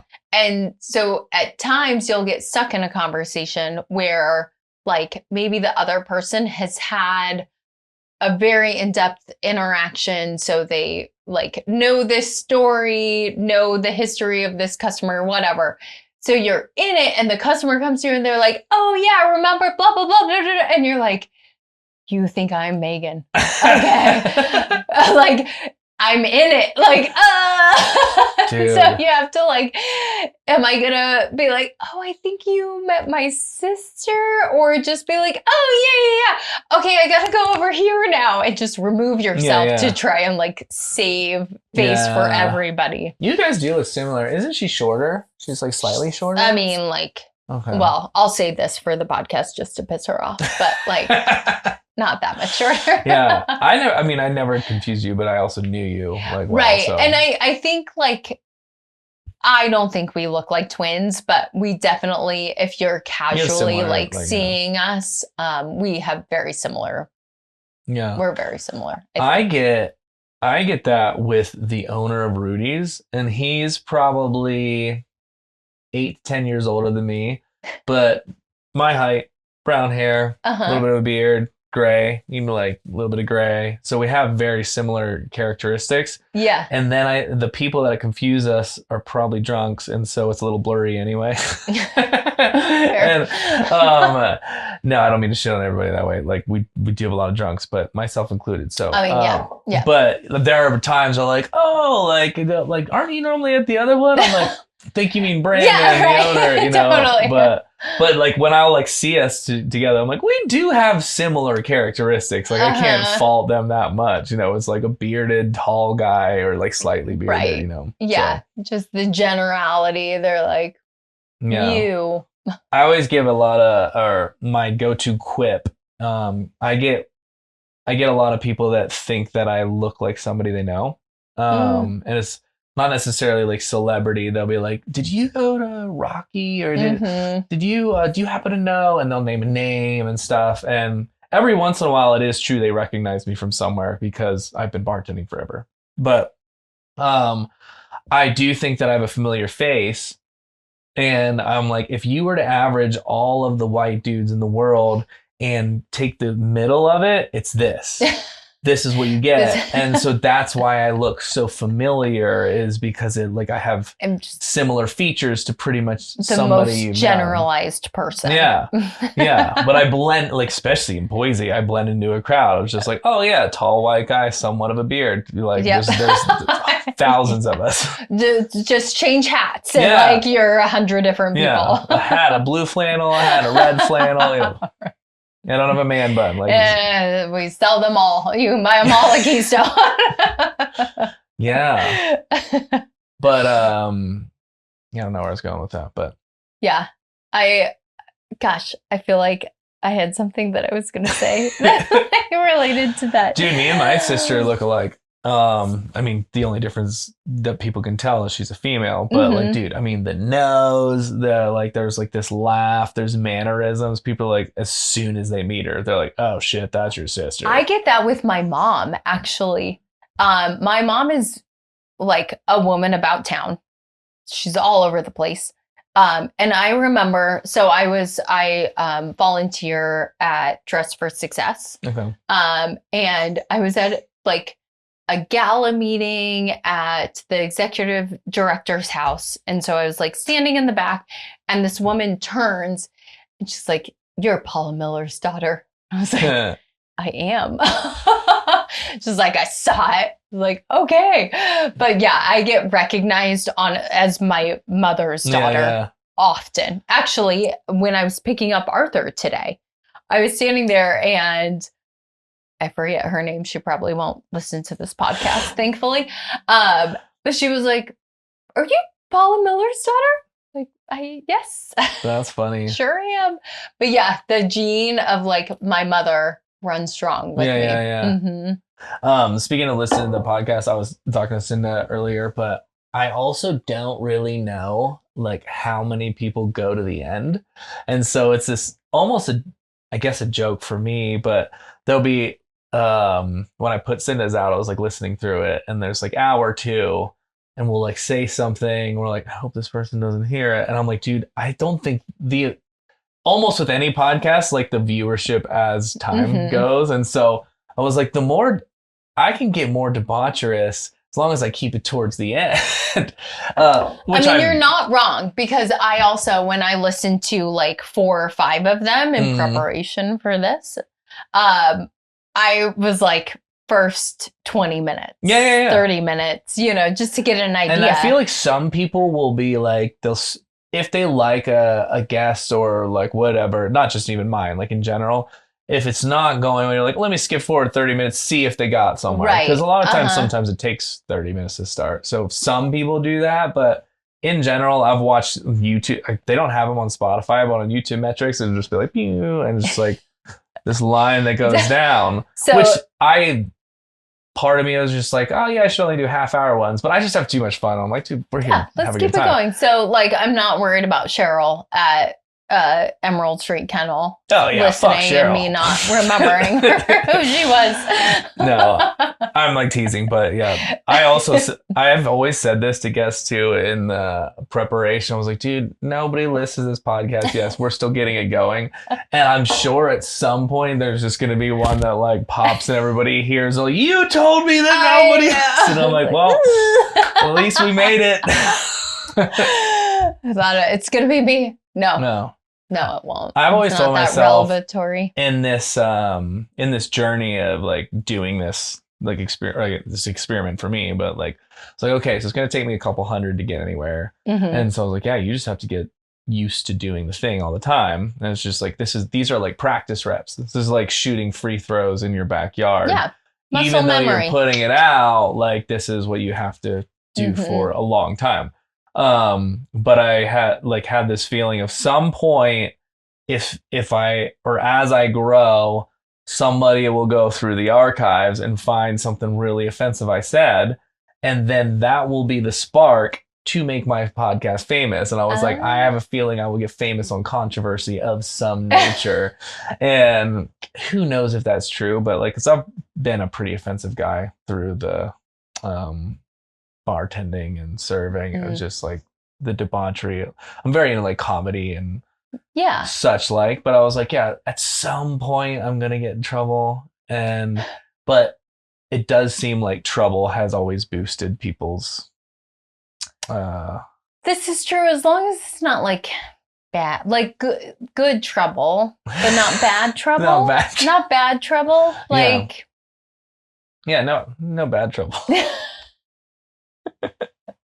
Dude, I had this for good trouble. I have this like Cory Booker. Like good trouble, like Cory Booker. Who's that? The senator? Oh, he's the tall black one? Yeah, that spoke on the House floor for 25 hours. Okay, I know what you mean. Okay. He ran for president a while back, right? No. That was Barack Obama. How dare you? No, I'm thinking of Cory Booker. It was when there was like 12 Democrats running. He might have been in the primary. Yeah, that's what I mean. Like, I think he was like... But I think he fell out. I'm surprised that I even know that. Like, Cory Booker. I've been paying attention more lately than I ever have before. But, which it's annoying. And now that I haven't paying attention, I wish that I didn't. You know too much. Yeah. Okay, but I didn't know that. Is Cory Booker good trouble instead of bad trouble? He's good trouble. Okay. He like got into good trouble. He like took over the floor for 25 hours, broke the record. Like wonderful human. Yeah. Got you. Okay. Good trouble. I doubt that mine's gonna be like that. Okay. No. There's this guy that comes to my bar. His name's Damon. I think he has listened to some of my podcasts before, but he's a Boise PD guy. And when he first was coming in, I was just like being all like extra careful around, like, oh, he's a cop, don't say something too offensive. And then like the more I've got to know him, I would just talk about, I was like, oh yeah, so last weekend we were doing mushrooms, and he's like, what are they like? And he's just like he like does not care. And I did photos for him and his wife and their family one time, but Nikki's really cool. And she was like, when he retires, I want him to come on the podcast and smoke weed with you. And I was like, hell yeah. Like, absolutely. What date is that? Right. 2027. Yeah. And his like one of his main buddies just retired. So it was like, how's smoking weed again? But so like it's so funny, like the freedom that I realized, like, oh yeah, you guys are chill, but like I would like get freezed up about the fact I was like, oh dude, there's a cop listening to You're like, oh wait, you're actually like human. Yeah. Hold on, there's like a whole nother side to it. Yeah, totally. Like we still have to do our jobs, but we don't care that much. We outside of that, like we're good. Yeah. Yeah, I've always taken the I guess it's more the approach of bartending, but I guess I would do it with this too, where I would go into like, I'm going to talk about the things that I like, and I do understand that like some of the things I like people won't like, but I don't want to hide these things because like, first off, we're at a bar. Like if we're not somewhat comfortable with debauchery, like what are we doing here? Totally. And so I'll like lean into it sometimes when new people are at the bar, and I'll tell some story about psychedelics or sex or whatever. And then it'll be like, for the most part, most people are like, oh, this guy's funny. We're here for entertainment and having a good time.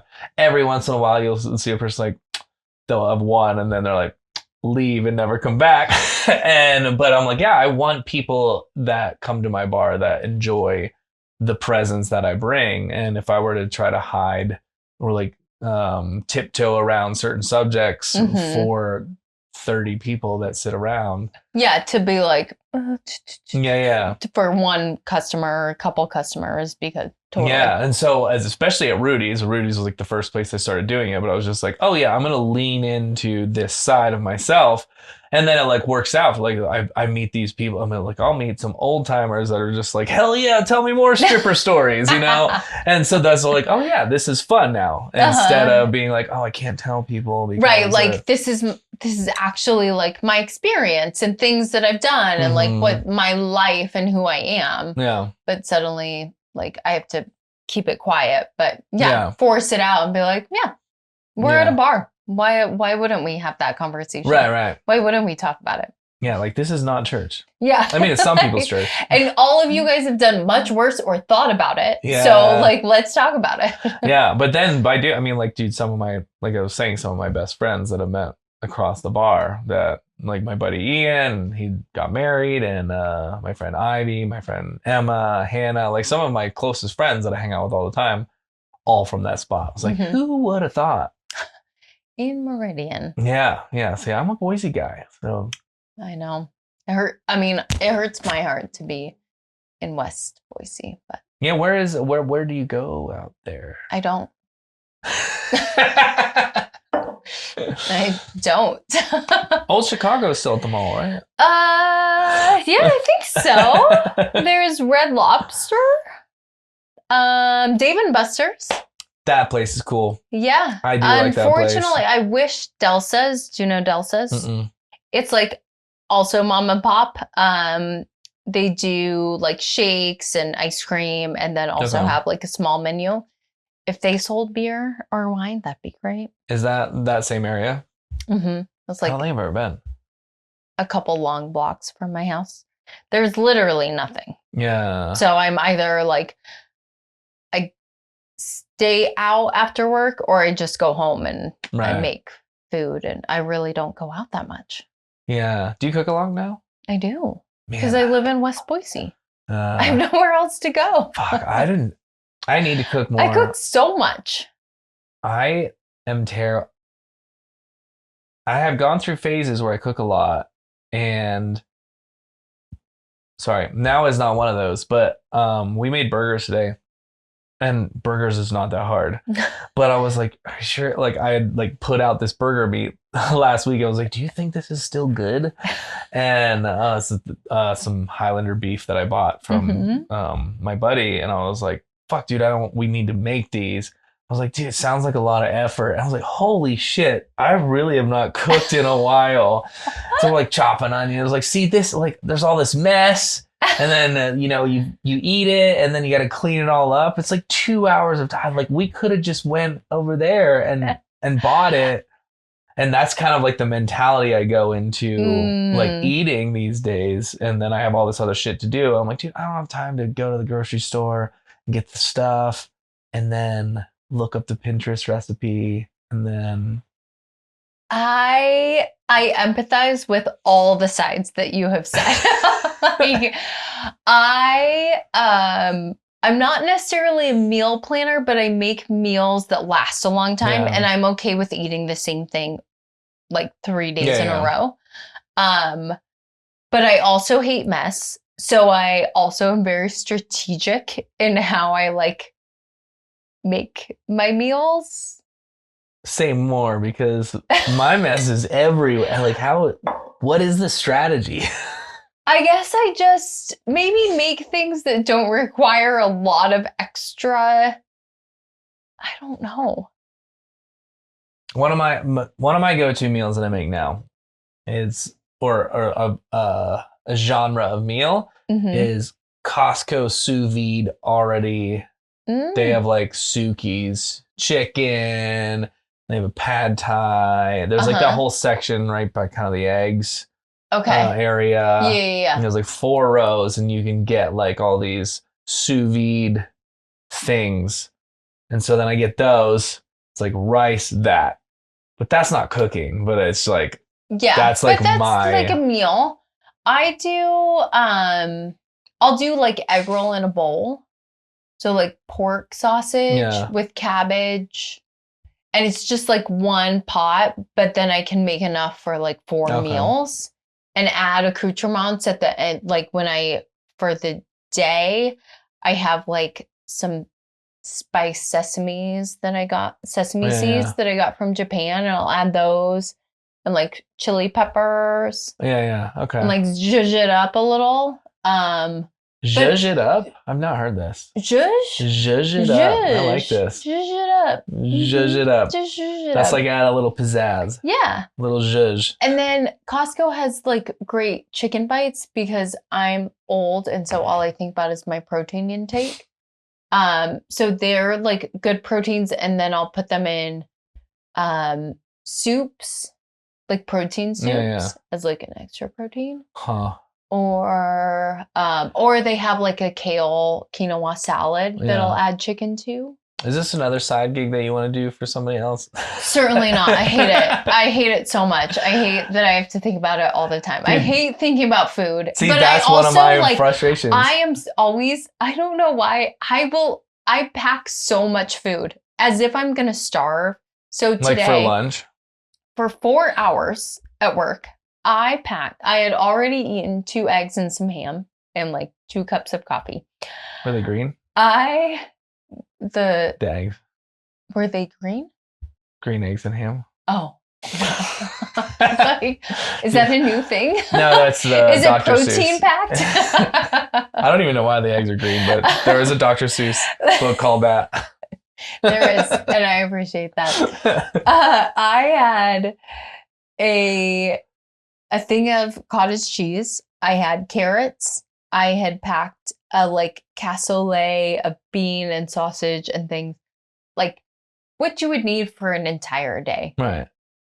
For 4 hours because I get I don't know. I like get nervous that I'm going to starve or something. Oh my, do you end up leaving a bunch there? Or do you? Yeah, I left the cassoulet. I didn't have time to eat it. I did eat the carrots on the way home and I ate the cottage cheese. Huh. And then I had a chomps because protein. Yeah. Food is it is a frustrating thing of life because I really do enjoy eating. Like I wish one of my goals in life is to make enough money where I can eat out every night. And I would love to just like go to dinner every night. And I love the socialness of it. I love the new experience. I'm like, oh, let's go here. Let's go here. Let's try out this spot. Let's try out this spot. Let's invite this friend, whatever. So I really love that. And then I love a wide variety of foods. I would ideally be in another city where there's more ethnic foods because I'm a big sushi guy. I fucking love Thai food. But like there's mostly American food in Boise. But that said, I love to eat. I just don't love to think about what am I going to have to do in these environments. And so for 75 hard, one of my goals was to like gain a certain amount of weight.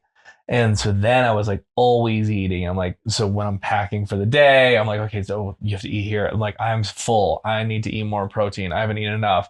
What do I have in the house? Fuck, I gotta go to the store. I gotta get this. And then I'm just like, I'm like, I don't want to be thinking about this thing. Yes. I have all this other shit to do. Right. You're like, that's all I'm thinking. And like, I'm not at 75 hard, but you're like constantly, how am I going to get up to this percentage, whatever it is that I have to get? Yeah. And that's the last thing you want to do. Yeah. Because you want to enjoy food. You want to enjoy I feel like I have a balance or like I struggle with, I guess I don't struggle because I enjoy food. And then I also think of food as like things that you should eat that help your body. Sure. So there's like, thinking about protein and intake and like how much I'm doing. And then the other side that's like, this is freaking good and I'm just going to eat it. And I really don't care what's in it. Yeah. Yeah.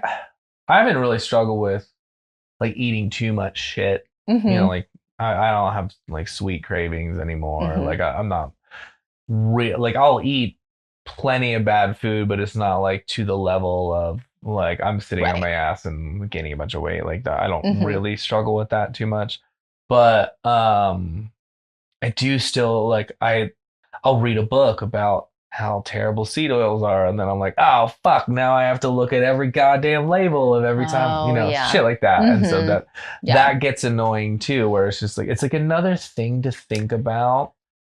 On top of these business books. I was going to say, it's another business book. Get it out of here. Who cares? Yeah. That's recently just like too much energy. Was listening about microplastics. Oh, okay, my God. I literally had customers the other day. They were talking about going to Arizona. And so I'm like, okay, looking for cool weather. They were looking at linen. There was this shirt that is like a little bit technical, right? So it's UPF protection, wicking, various things. So they tried on a shirt and I was like, oh, we also have this. And they launched into this thing about like fabric vibrations. Oh my gosh, stop. I don't know, but I can only, I've met these Arizona types and I do know where you're going. I mean, like they had numbers. They're like, that's a $4,000 like vibration, blah, blah, blah. And it's making us sick. And I was like, oh, okay. Well, here's a linen cotton blend for you. Yeah. It's like, I have not heard that, but that does make sense. Apparently there's like vibrations in our fabrics that are potentially making us sick. Huh. Because I had like hearing this podcast about the microplastics. Apparently polyester is like some sort of plastic stuff, and then it goes into your body, and then also the detergents. And some of this stuff makes sense to me. Like, that's why I'm like, oh, fuck. Like, they're probably not wrong. I'm like, this is nuts. And they're like, what the girl who, Rhonda Patrick, I think her name is, but she's like, yeah, just cotton. Like, cotton's great. Silk is great. You know, you're like, you're just primary, I don't know what you call that, thread counts or whatever. It's like, those are the ways to go. Like, some of these mix, like the cheaper ones are like these like cheap plastics, and they go in, and then like these cheap detergents they use, blah blah blah, that like all soaks in. I was like, these things do make sense to me, but also, and then they're just talking about all the ways that your body absorbs plastics. And dude, it got me off the deep end. I was like, oh no. I mean, listen, what I'm absorbing, like, yeah, and there is this level of, I mean, it's the same with like protein. I was like, dude, I can't, like, I try not to eat too much sugar, but there's zero chance I'm going to cut all of it out. Same with seed oils, same with plastics. But I am a person who gets like, if I hear some information, I tend to go down the rabbit hole, and then I'm like, oh no. And I just don't have time for it. Also, I'm like, I just don't have the ability to source all of my things while I'm trying to do the other things that I like to do.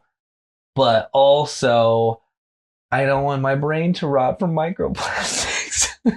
But like, how many years? Think how far we've progressed from. I mean, certainly, probably microplastics are like more prevalent now. Sure. But think about like our elders, right? And like what they consumed. Yeah. And like all the shit that they consumed. And like, I have a great aunt that's 103, and she probably has like nuclear radiation. Yeah. You know, like, I don't know. I think that it's a scare tactic, and certainly there's things that can affect individual bodies, and like, you know, you should like listen to how things react to yourself and whatnot. I'm probably going to get canceled for this. I'm glad it's at the end of the thing. For you but like, listening. whatever, like, consume what you want to consume. I feel like we shouldn't be scared of like what's presented to us, or we should just make thoughtful decisions and understand like, yes, there may be repercussions, and like, how is that going to affect my body in the long term? And like, maybe I shouldn't eat like so much processed food as my only meals. Right. Like, those are like tangible things that we can think about.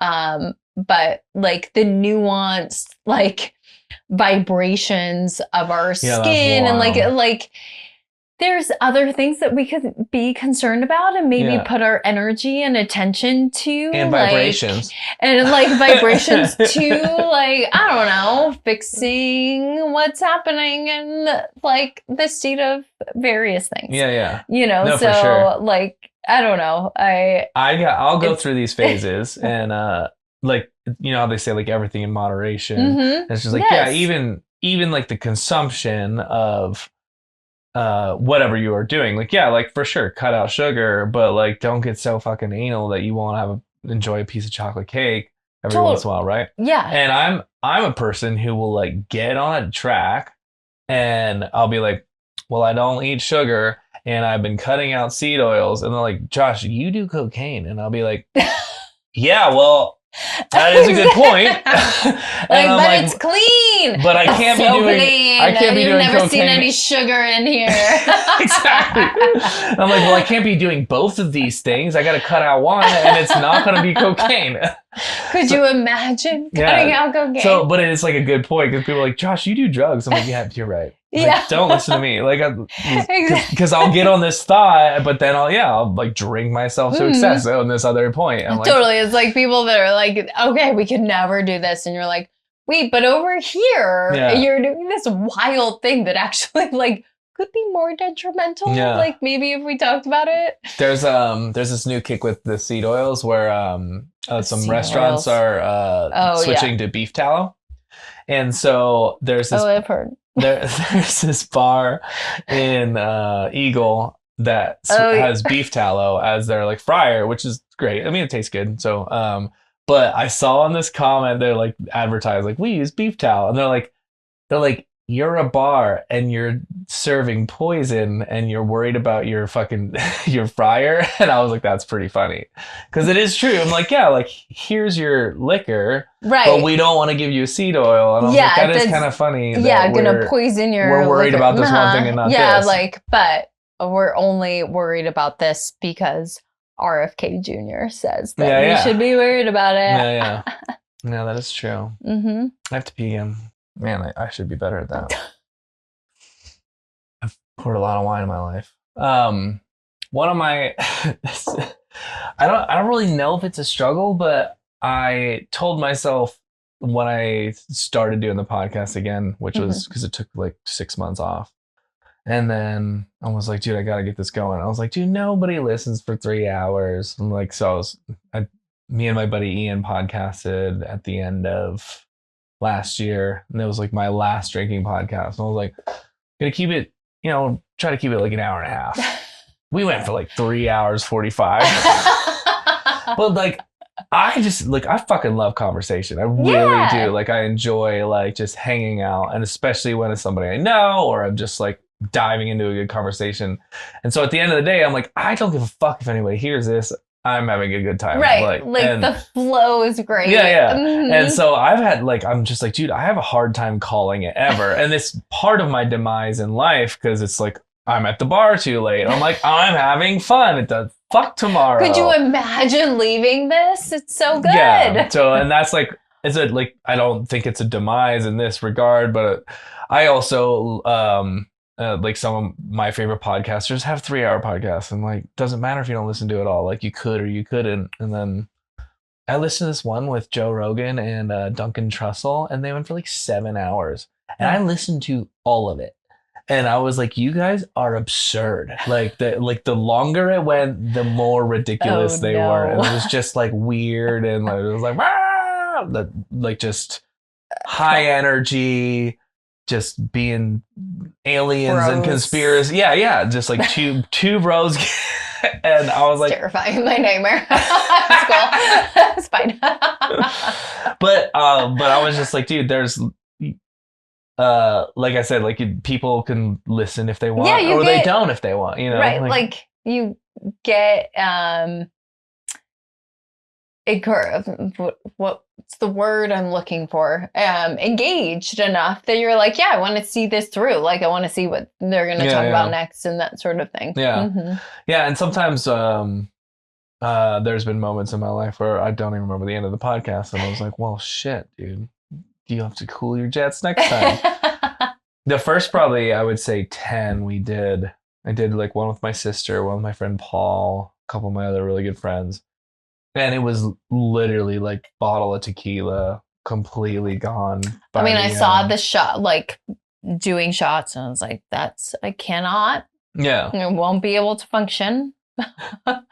Wine is enough. Yeah. Which one's it? Because I sent you, I sent you. You sent me just one, but then I went onto YouTube and watched like a few of them. Yeah. It's so interesting to me looking back, because like I said, I had like some sober ones. It was just very. I did this one with Lewis recently, and he's like, is this boring? And I was like, it's not boring to me. Like, we're talking about AI music production. But I was like, it's not like, we're not being funny at all, but like, I'm very interested. Yeah. But it's a very niche specific, but like, cause I'm pretty, I guess, interested in a lot of things. So, which helps like doing this stuff, but yeah, like I originally was like, dude, it has to be funny. It has to be whatever, like a certain thing. And now I'm just like, dude, just go with the flow. So I feel like this is, just like the conversation with a friend. And like, sometimes they're all over the place and chaotic and like silly and random. But sometimes they're like, we are deep diving into this little niche, like aspect that we like both really like. And there's something to be said for that, right? Like, somebody's watching that and they're like, yeah, I've had this conversation with a friend, or like I want to, and like it feels like I'm having a conversation with them, I think that's the beauty of it, or what I like about it, because I listen to a fuck ton of podcasts. And I'm like, I feel like I'm a fly on the wall with this person. I'm getting to know and you're like, or like, engaging while listening. Yeah. I've definitely cried a few times on this one, which is like, I'm always the one editing it, so I'm just like, oh no, I don't want to put this out. I gotta keep it on. Yeah, and then like me and my sister talked about some family trauma once, and I was like, do we want to put this out? Are you sure? And then we're like, yeah, fuck it. Yeah, absolutely. But like, because everybody has their shit. Total, 100%, absolutely. And then like Sin is an Eyes, which is the recent one we put. I was like, dude, I think the people that will listen to this are people that like your friends that don't know me well. Mm-hmm. Like I'm like a surface level. Like I have been around, like, been at this house party or I've been at this event. They don't know me. They're like, oh yeah, I want to hear how they are together. And then the same with my friends. And my buddy is like, yeah, I've been listening to Cinda. I was like, she's funny, like, and just hearing who people are, Totally. So that's been fun for me to put out as well. Yeah. Do you know the guy who flies drones at Tree Fort, Kyle? I don't. I think it's Kyle Moeller. Mueller or Moeller? I think it's Moeller. But I just recently had him on the podcast. He was one of the people that I'd never met before. But he was like, he does all the drone stuff for Tree Fort. So like any of the like wild. Yeah. Good for him. Yeah, dude. He dropped one. He posted a video and it like hit the wire and dropped onto the ground. He's like, luckily I didn't hit anybody. But I'm like, dude, this is the time where you would. I mean, there are hundreds of people in that area. Yeah. But he's incredibly talented. He's like worked really hard at it. But so they were doing live feeds at the shows. So like he'd be flying the drone and they would be putting the feed from his drone up on the video screens. Oh yeah. Yep. So he was that guy. And oh my gosh. But I had him on the podcast like 3 weeks before maybe. But I was just like, I know that guy. That's so rad. What an accomplishment. Like so cool. Yeah, he's a guy who business wise, I'm like, dude, he works so hard. And I was just like, dude, you were like, I am so lazy. Like the level of like work ethic that he has, and you can hustle. You can just tell. He's just like, yeah, I just do this and I do this, and he's like, yeah, I design my office space, so I just wake up and I go to I work on this, and he's like, sometimes when I'm out and about and going to a bar, I'm like, dude, I'd like to be accomplishing shit, and I was like, damn, dude, you have like next level work ethic that I have not discovered yet. I mean, I think I actually can feel that like there's sometimes where just like there's work that I know I need to do. And so like after everything, like I will go home and add some schedules for some people that just signed like employment agreements. Yeah. Because I just can't not do it. Yeah. Man, my dad always bragged. He would always say, the one thing that I'm proud of as a father is at least I instilled a like hard work ethic. And I was like, I think you miss me, dude. I am lazy as fuck still, Dad. They're like, me? Who are you talking to? That plant? That growing plant? Yeah, you tried, but I didn't get it. Like my brother actually doesn't work that hard. My brother took the family business, so he took the carpet cleaning business that my dad had. But my brother like will brag about how little he works. He's like, oh no, like 20 hours a week tops. So, he's like, I have it set up where he's like, yeah, I don't pay anybody. I just do a few jobs and I invest and blah blah blah. Hell yeah. I wish that was where I was at. Unfortunately, we were at that place at some point. Like I got to be like no work ethic, like lazy person, and it was very nice. But I'm no longer at that. Yeah, we had to revert to where I'm now actually working. Yeah. Yeah. At least you learned how to. Yeah. And I understand that I like need to. Yeah. When I need to. And I will. I think most people are this where like necessity breeds not only ingenuity, but like just like you figure it out. You know, like when rubber meets the road. Yeah. Like when I'm in a pinch, I figure it out. And certainly. like just bust balls and like whatever the fuck I need to do. But it is true also that when things get cushy, I just like, oh yeah, I'm coasting. Yeah, like why would I? Yeah. And I guess the people that are like just go and build or whatever are the people that know how to keep the foot on the gas no matter how well they're doing. But I'm a person who's just like, that's just not all I want from life, is just to build and build and build and never like for what? Like I want to enjoy to what end? Yeah. I think like Megan and I learned that so we had Shift, Keystone, and then we opened Walla Walla, and it was like, okay, this like grow and like have these things. Like turns out it's hard and it takes your time, and like our work-life balance and the things that we want to do is now sucked up in Walla Walla, and we can't do that anymore. And so like recognizing that there's some people and there's a way to build in a way that maybe doesn't sacrifice like what you can do in your work-life balance. But for us, we're like, I won't open another store. Yeah. Like good with the Do you still have Walla Walla? No, we closed it last year. I don't think I knew that section, but yeah, we closed it. We opened it in 2019, closed it in 2024. Okay. So did our 5-year lease, but no, thank you. Didn't make money. Hard to manage. Sure. Not great. Yeah, that's another interesting, like just, I mean, you wouldn't know till you tried. Totally. Right. So happy we did. And like we made a great real estate investment in that. But at the same time, like it pushed us to realize that we could expand and like we could make it happen 4 hours away and like very inconveniently. So that helped us with Caldwell. But at the end of the day, it was like, when you look at it, like, what's it worth to us? And it wasn't worth keeping. And then also being okay with closing that and saying like, no, we're good. We had quite a few people like, oh, I'm sorry, like it closed. And I was like, actually, I am not. I am very happy. Yeah. Like I'm happy to close this chapter and focus on this. And like we did 5 years and we're good. Huh. Did you deal with any struggle with ego pulling that back or no? No. Man. No. Fuck. No. I had such a huge swallowing my ego going back to the bar a little.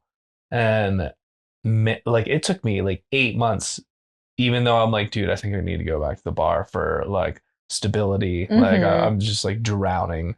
And I was like, I can't. Everyone, like, I look like a failure. And it was all just this fucking ego sitting at the top of my, like, no matter what, I'm like, nope, like, people can't know you failed. If they see you bartending again, you're a failure. And fuck, dude. And then once I swallowed it and went back to the bar, everything was fine. Right. Like it was not that. You're like, actually. Yeah, I was like, actually, I'm having fun again. Holy shit, I'm not stressed. And I was like, dude, like, why didn't you do this like 6 months ago? Like you were drowning. And totally. And because like now I do a little bit of both, but I realize like what is good for me. But it just took this like, dude, I always fight this ego, you know, just like, God damn it. Yeah. I think we had maybe ego for like the last year, and also because we would have to pay the rent. But by the end, like looking at the numbers and just the shit show that it was like managing, it was like, no, we're good. Yeah. No, like, see you later. I actually like, I am less stressed with it. And it had 5 years. Like we did 5 years. We bought a house, sold it for like twice as much. Oh shit. So we like made out on the real estate. I joked that was our best Walla Walla investment, not the clothing store, right. The house that we bought. But yeah, it was, and I think that a lot of people, like when they had asked about or like commented on Walla Walla, like there was that bracing of ego, like, oh, I'm so sorry, or like, oh, how's it going? Like, you guys okay? Are you okay? Yeah. And it's like, I am actually awesome. Yeah. Like, I am so happy I'm so happy this store is gone. Yeah. Like, it just was not what we wanted. And then we can focus on Caldwell, you know, sure. Like focus on the other things. But I'll look back on like 2024, and there were multiple times where we were just, Megan and I would look at each other and be like, could you imagine if we had Walla Walla right now? Like, could you imagine? We would be in shit. Like, we wouldn't have a business. Yeah. Like, all these things. So, I think that there are times where, and I had a couple business owners mention to me, like, I appreciate how you were just like, said it in a way that was like, this isn't a bad thing. This is just like a business decision. Yeah. We're just like, this was our time. It ran its course. It doesn't make sense to continue. Like, we're moving on. Mm-hmm. And it's not a bad thing. And like a couple business owners are like, I appreciate that, because it always feels like if you close a business or do something, like it's a tragic thing, but it doesn't have to be. It's just a reprioritization of like maybe what you're doing or where you're going, and like putting resources and money and whatever it is to like either what you already have or what you want to do, maybe that makes more sense. Yeah, that makes sense a lot. I think it's maybe because I'm still like new to it, and maybe because it's back to the ego, but like there's the logic of knowing that like there's no failure as like learning, you know, evolving. Mm-hmm. Like, yes, I shut something, but like, oh no, I just realized that wasn't okay. Now it's time for this. It's time to move this. And these are all like logical decisions. And so they make that's how you bake it as. Well, yeah. And so like, so when I'm like, oh yeah, logically I should like, I want to try this thing if I try something out and it's not for me, and then I switch, that means that like I learned that thing wasn't for me. Mm-hmm. But emotionally and in my like feeling of I don't want people to perceive me as a failure, it goes to this like huge weight of like, well, I don't want people to know that I failed at this next thing again. And I remember my mom saying one time, she was just like, she's like, well, you never stick to anything. And that statement like stings so hard when I think about like how I chase something. I'm like, because you're not wrong. I have not really stuck to anything. But then also I was like, but maybe I'm just trying different things and I didn't like them and I haven't found it yet. But so when I like with the podcast, when I hit 50 episodes, I was like, look at me sticking to some fucking shit. You said for the 50th episode, you're like, I did it. But because I know like the notoriously in the podcast community, people are like, oh, they don't go past 7 episodes. Like most people never make it past 7. Of those, nobody makes it past 20. And so those were the numbers that I like told myself. I was like, get past those. And so like seeing myself like go forward, it has been like encouraging. I'm like, yes, I can stick to things. It's just the things that I like. Yeah. And but you do have to try stuff to figure out what works and what doesn't. Totally. And my struggle has always been like, well, yeah, but I don't want people to know that I tried it and failed or like quit it, you know. And so getting over that has been like a huge hurdle that like I'm still getting there, but like I'm getting better at, or I'm like, fuck it. Totally. But yeah. And then you like think about it and you're like, okay, for Walla Walla, like our clothing store, like we had 200 followers. Yeah. Like nobody really cares about us. Like we are a blip in like the Walla Walla world, or, you know, things like that. But it does, you want to show like that you tried enough. Yeah. To be like, we could have done it, but like we chose to back out. Yeah, yeah. Dude, it's interesting and I'm probably I might deal with it more than some, but it is interesting to feel the weight of other people's opinions on the decisions that you are personally making for yourself. Did it get back to you? Oh, yeah. Oh, hell yeah. Location, Ray. Yeah. Okay. That's him. He knows me well. I've used him multiple times. I name dropped you. Yeah. I don't know how many Joshes he has, but I would definitely use my address. Dude, some of the times he drops me off, I'm like dead asleep in the car. And then he like pulls over. I'm like, whoa, oh, thanks, Ray. I stumble out. Aw, Ray. But, so sweet. Yeah, anyway. He's a sweet guy. Oh yeah. So yeah, opinions of it. Like these are these things where personally I'm like, I feel like I should be beyond these things. You know, like, oh yeah, I don't care what people think. And then as soon as something like of these natures will come up, and I'm like, yeah, but what if everybody feels? I'm like, you motherfucker, you're still dealing like all the time. Yeah, I mean, even part of this, I was like, okay, so like my friends know who I am and personalities and stories and various things, but like I, as a public persona, not even that, like keep it like in the loosest, like not real word. Dude, you're a downtown Boise star. Not even. Nobody would know my name. Nobody knows my name. But I think about that as like, you know, like my name is connected to a business and like the Google and Instagram and like everything's like convoluted. And so I think about that of like how I'm going to represent myself, but then it also ends up representing like the store and that sort of thing. And like, I very much want the store to be agnostic and, you know, all that sort of stuff. And so I really like, I think about my persona and like how I'm coming across with people and that sort of thing. And I think that that's just a natural, and I think especially in this time where there's so much like visibility to ourselves. Yeah. And as you should, I've had multiple business owners on the podcast, and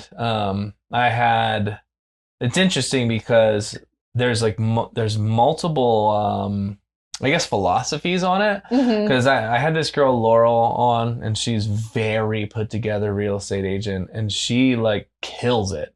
She's very social media oriented, and she curates her persona very well. Yep. And she had no problem coming on, even knowing like that I am somewhat debaucherous, but I was just like, hey, let me know like what you want to talk about or not. But like, I mean, she said fuck on the pod. I was like, oh, like, you know, like you're still a little chill. Like so she has like these chill vibes, but like she didn't drink, you know, like we kept it really chill.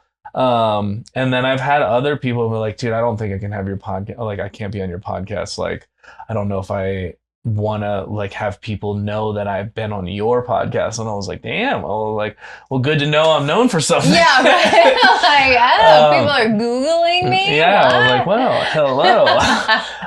And I work with this guy, Michael. I've talked about this before, but he works in Hollywood, and he's like, he's very like, you don't take a political side, you know, like you don't you keep it very like you don't talk about extreme viewpoints, etc. Like, I'm here to do a job. And he was like, I don't know that he's like, if we get associated, like if somebody finds out about some of your more debaucherous side, like I could not get a job if I was like connected. And I was like, is it that serious in Hollywood? And he works with like, I mean, he's done movies and he does whatever. I'm like, bro, you wear a Trump hat. Like, calm down. Like, so I'll give him shit. But it is interesting to like, so I feel like there's like two ways to think about it as far as like how you put it out as a business owner. And my buddy Mick came on the podcast, and he's like, I think all the things that you say. I just can't say them because I work in real estate and like I'm very locked up. Right. But then I had my friend Brittany on the podcast, who is also a real estate agent, and she works at the strip club. And I was like, how do you parse these two worlds? Like, do you not think you would lose business if people find out that you work at a strip club? She's like, I probably have, but I've gained, like, I gained totally. all my business. I think that there's, an element of like, this is who I am. Yeah. And so like in real estate, something like this is work with me. Like, we get each other in this realm, versus like left, right, whatever it is. Yeah. Mm-hmm. So all that to be said, like, I think that some people, I've leaned into one camp where like, I'm going to be who I am. And then the people that I attract and they're like, they vibe with me. And the people that are like, dude, that guy's too much, they will not vibe with me. And that's fine. And then there's like more of another side where like, no, I want to keep my outside persona just kind of like, I'm not too extreme on any, right. Like I'm not trying to lean into, I'm not going to like throw up flags on one side or the other. I'm going to keep things chill. Like we're here to sell a product. This is what we're doing. Yes. And so, and I appreciate both. Like both are very fine with me. My friend Ryan, he owns Sturman's Wine and Cigars. Oh, okay. He was the one I was like, dude, could I ever do a podcast here? He's like, no. He's like, I don't think I can be associated. And I was like, oh, all right. Well, I was like, no worries. Like, I was like, I don't mind you saying no. And he was like, dude, I've heard your podcast with Joe and you guys are absurd. And I was like, all right, that's fine. And he's just like, some of the shit you say. And I was like, that's fine too. Like, I don't mind that you don't like he's like, I'm just trying to keep it very even. Totally. Like, he's like, we don't talk politics. We don't talk anything. This is even. And I was like, okay, fair. Like, I'm still happy to come here. And he still hires me. Like, I do video work for him. But he's like, I don't know if I want like my setting on your thing. And I was like, totally fine. Like, yeah, so you kind of have to pick like where you go and where you don't. I 100% get that. And yeah, I feel like as a business owner, especially in this time, you really have to be thoughtful about that. And decide what you want to do. Yeah. One way or another. Yeah, and all of my decisions in this shit has not even really been more business owner shit. It's, again, back to like, well, dude, I don't want my friends to think that I'm this. Yeah. And I'm like, I'm just more worried about if my friends think I'm cool or not. And I'm like, you dummy. But it was more back to like failing as a business owner and stuff. And I was just like, fuck, dude. Like going back to the bar or like totally revamping something or, course correcting. I'm just like, fuck, dude, everyone's going to think that I failed.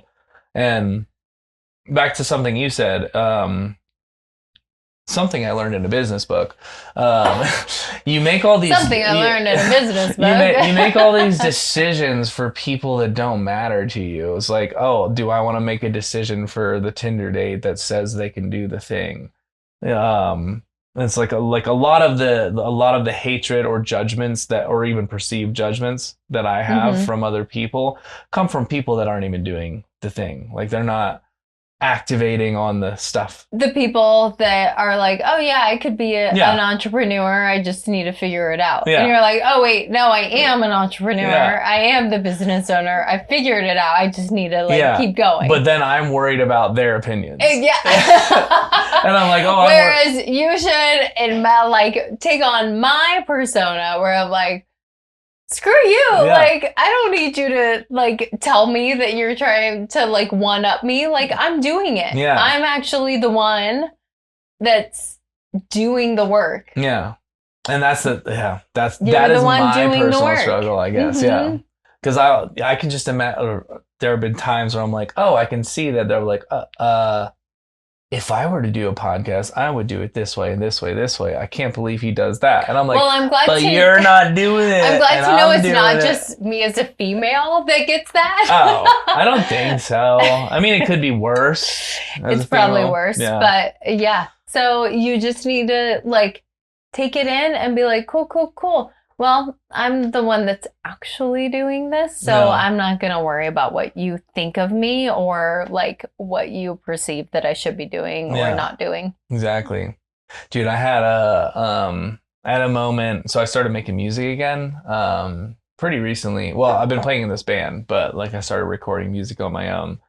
And I forgot about how it feels to like create something like a song and put it out and have somebody be like, you should do this instead. And like what that feels like internally and like and I like my biggest thing is like from my mom. Man, I love a good male perspective. Tell me more. Nobody's told you what you should do instead for a while. Yeah, it's the worst. Wait, have you had this happen? You're saying you've had this happen before? Holy shit. Tell me. All right, what'd you get? Dude, I remember when I was first like making music and recording songs, I remember sending my song to my mom and she's like, you sound like a dying cow. And I was like, ugh. I was like, Mom, couldn't you just say like, good job, keep going? And I've given her a lot of shit since then. I was like, Mom, this is like you need to encourage the artistic spirit.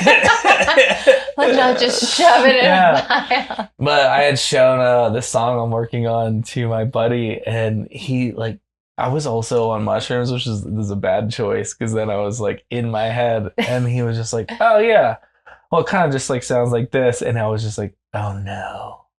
I was like, he hates it.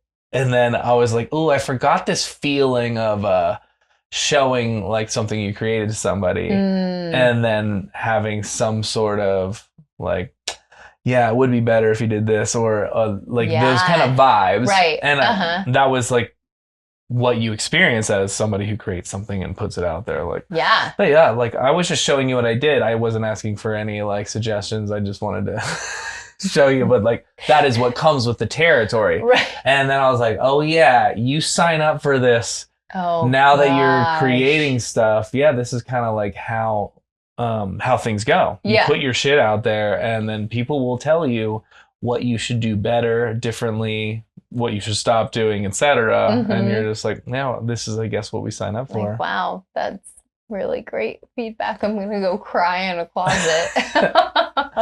Yeah. I don't think I could handle that. As far as like artistically like putting things out. Well, I guess actually I bet you could.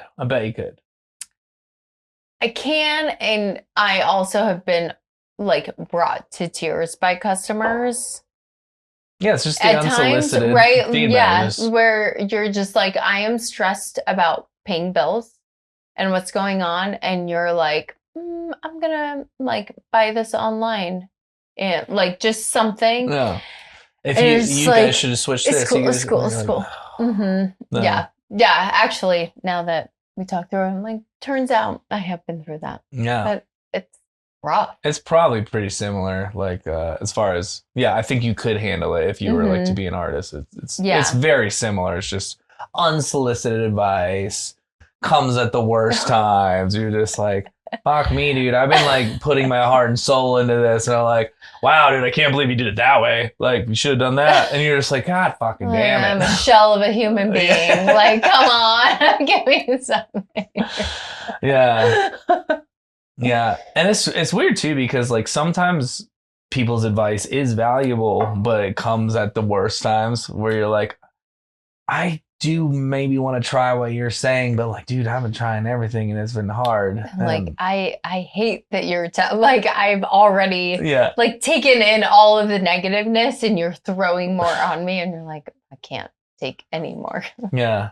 Should create like a shirt or some sort of signal to be like flip on, like, no more suggestions today. Like, I'm here for suggestions, and also like, nope, full. Nope, done. Megan and I, like, occasionally will come in hot on each other. It hasn't happened recently, but like at times where like you see the person and you're like, this and this and this and this and this before even saying maybe hello. Yeah. And the other person like, hi, okay. And so then there's a cooling off moment, and then you circle back and you're like, I'm sorry I came in hot. Let's talk about it. Let's have this conversation. So that's like, we've learned some communication skills in that way of just like, things are going wrong. I have so many things to like badger you about. Yeah. And I will right away in the worst way. And then circle back and apologize. And be like, I'll try not to do that again. Dude, those skills are like great for learning communication skills in relationships. Total. Like, 100%. That kind of shit is like classic, like relationship tension. And you're just like, wow, you just like, you didn't even say hi. Totally.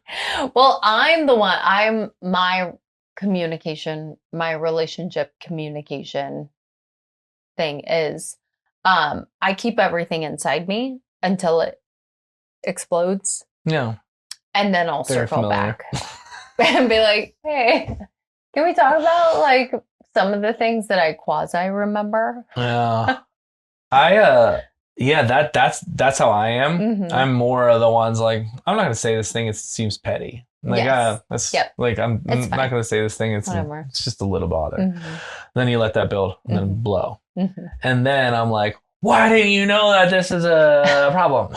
And I have dated girls that are like the opposite side, where they were like, oh, this little thing's bothering me. Let me just tell you this little thing that's bothering me. I'm like, okay, cool. We figure that out. 30 minutes later, let me tell you this next thing that's bothering me. And I'm just like, okay, can you just bottle it up for a second? Like, I need an hour's worth, not 15. And so I'm like, I do feel like if we can meet in the middle, I need to bottle it less. You need to bottle it some. So that way, Totally. And I feel like a healthy middle ground is key, but like finding that middle ground is the communication in a relationship. I've gotten better because I understand. I think like in dating, one of my first questions is like, what's your crazy?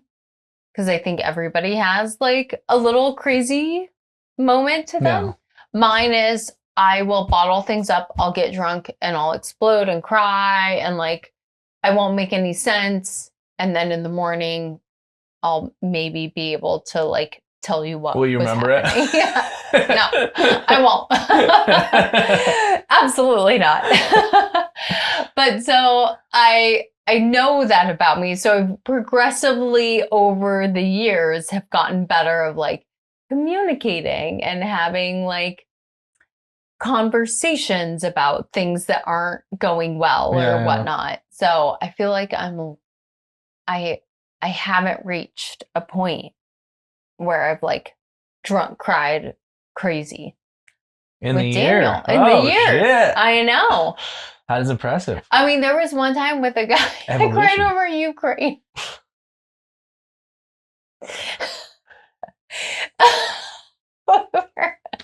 I mean, it was valid. We should all be crying over Ukraine. But we were talking about something, and I think I was just like so emotional that he like wanted to discuss the reasons, like have a conversation about like why we should we even be concerned? It was the very beginning. It was like 2 years ago. Right. The very beginning of it. And I was just like, I like couldn't form words. And I was just like, Ukraine. Ah. Yeah. Well, that's what's interesting too, because like in like I guess it's still a political sphere. Even like world politics is still like somewhat of a political sphere. It's not like our left and right, but there is still it brings a side of passion, like democracy versus like the communist. When you bring somebody who is impassioned about an argument, and if somebody believes a different way, sometimes we're like, that means that you are team opposite. You know, 100%. Like even if you see even if they're like, I have not voiced an opinion about any of it, but like not in support of it. Like just the lack of support is like, you are Russia. You like, I'm gonna cry. You used to work for the KGB.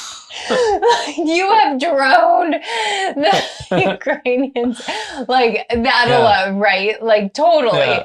I got in, me and Cinda got into a fight one time when we were camping, and it was not that situation, but it was like hypothetical. It was like we're talking about situations that didn't even matter to us personally, but I happened to be on one side, and she's just like, well, you're just like, and then I was just like, oh, dude, we're fighting over nothing right now. But it was just all like the elevated, heated of, a drunken conversation. Yeah. Yeah. But, I've dented a Hydro Flask bottle over women's autonomy, which I think is like valid. Yeah. But,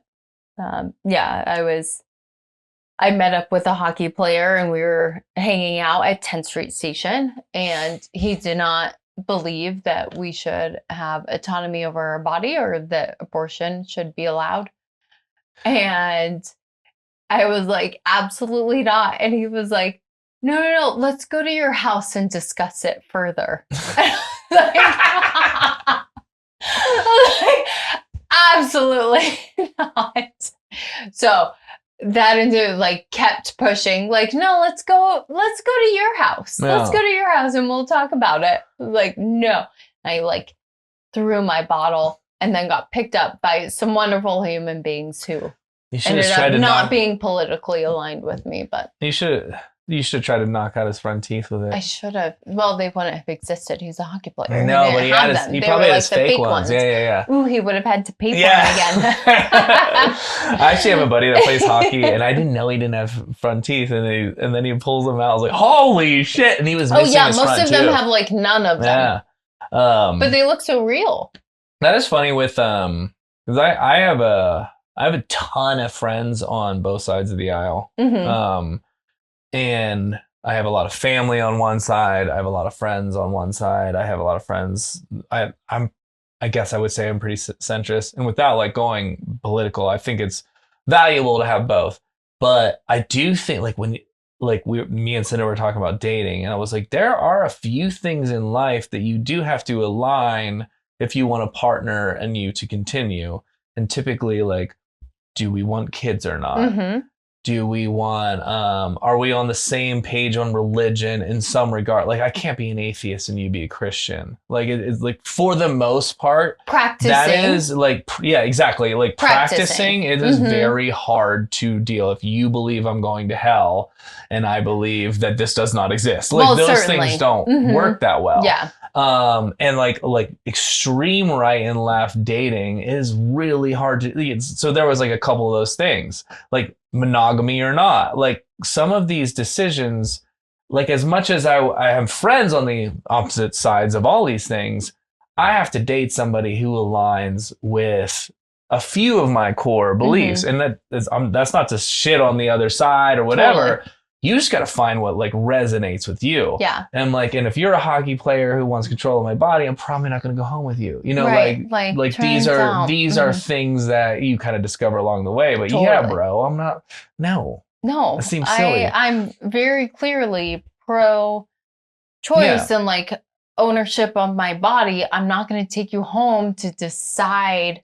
Right. To like have a further conversation about that when you clearly are like, but if you pop one in and I want to keep it, all of a sudden you're gonna be right. Like, what's gonna happen then? No, totally. And I mean, I like dated somebody who was Mormon. Yeah. And it was like, okay, so like struggled with that, like, you know, choice, abortion, you know, that sort of thing. But also, like, he was still, so he was a practicing Mormon, wanted to stay practicing Mormon. Yeah. Okay, whatever, that's fine. Like, I am agnostic. I mean, technically, like, Catholic, confirmed Catholic, but not. But like I'm gonna registry somewhere down here, below. But so, like, okay, you can, do your Mormon thing. Like, that's fine as long as you're comfortable with dating somebody that's like comfortable, like doing all of these things. But in the Mormon religion, like separating from his wife would have required like her soul, like souls being separated, right? Like getting a divorce. Yeah. So therefore she wouldn't like go to heaven or whatever it was. Yeah. And so I was like, wait, I'm going to like, you are wanting to engage with me in a relationship and like potentially marriage or whatever comes with that.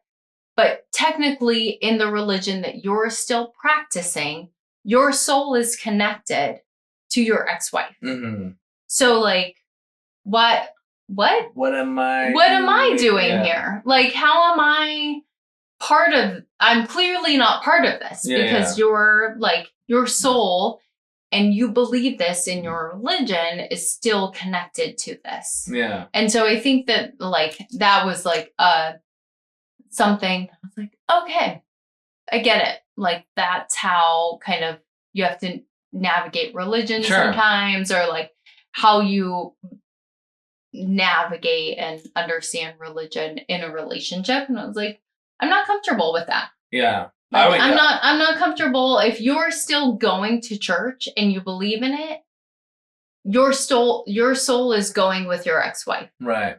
And so therefore, like, I'm just the side piece, the like side person. Which Mormons are very comfortable with. Oh, yeah. I mean, how many will I get a planet? Probably not, but it'd be nice. But do I have to go on your wife's planet? Do I go on yours? Right. No, she doesn't get, he gets a planet. Only the males get a planet. Okay. Yeah. Well, that checks out. That's a religion for me. Womp womp. But that, like, so I grew up, like, I don't know if we've ever talked about this before, but like I grew up super culty. Mm-hmm. Which one? It's like Protestant Christian, but there you go. It's not like a famous cult. But dude, this bottle is for drinking. You got Ray. I got this house. Pour them up. Dude, I haven't been wine drunk in a minute. I like it. Bitches be sipping. He is on his way. Oh, dude, you're fine. Like we can at some point end this, and we can chill. Like, there's no, you're more than welcome. I compare it to the Westboro Baptist Church without the signs. Like, we didn't picket funerals, but the beliefs are all the same. Mm-hmm. Very similar to that. But yeah, so exiting it and like swinging the complete opposite way, I just knew, and I consider myself spiritual in some ways. And like, I don't consider myself atheist anymore, but I'm a far cry from Christianity or any sort of organized religion. And so if I were to date somebody that just believed, if you don't believe this way, you're going to hell, like, eventually you see me as, no, I'm on the trajectory to hell and you are to that way. Like, that's not going to work for me. Right. And like, and I don't want kids, but that's another thing where I'm like, yeah, you want kids or no kids. Like, so if we had kids, I want to raise them this way. You want to, like, these are just fundamental things. I'm like, yeah, I think that we should agree on things to consider ourselves like on a long-term trajectory, right? Mm-hmm. And I don't see the same for friendships as much because I'm like, yeah, we're not trying to create lives together. Like, I'm happy to be friends with a Mormon or a Christian, absolutely, or a Trump supporter or a Kamala supporter, or like none of that as much matters. It's not, as long as you're not like extremely racist or xenophobic, or like I don't like to surround myself with hate or some sort of yeah. So I have a lot more leniency as far as like political views and religious views. When I'm like, yeah, we're homies. But if you're trying to tell me that I can't live my life a certain way and you shit on me every step of the way, then we're probably not going to be friends. Like, and I obviously gravitate towards more people that are like me. Like most of the people that I hang out with are very open-minded. They're very chill. Even the cops I know are curious about mushrooms. Like, those are the kind of people I like. Yeah. Yeah. Yeah. We, I don't want kids.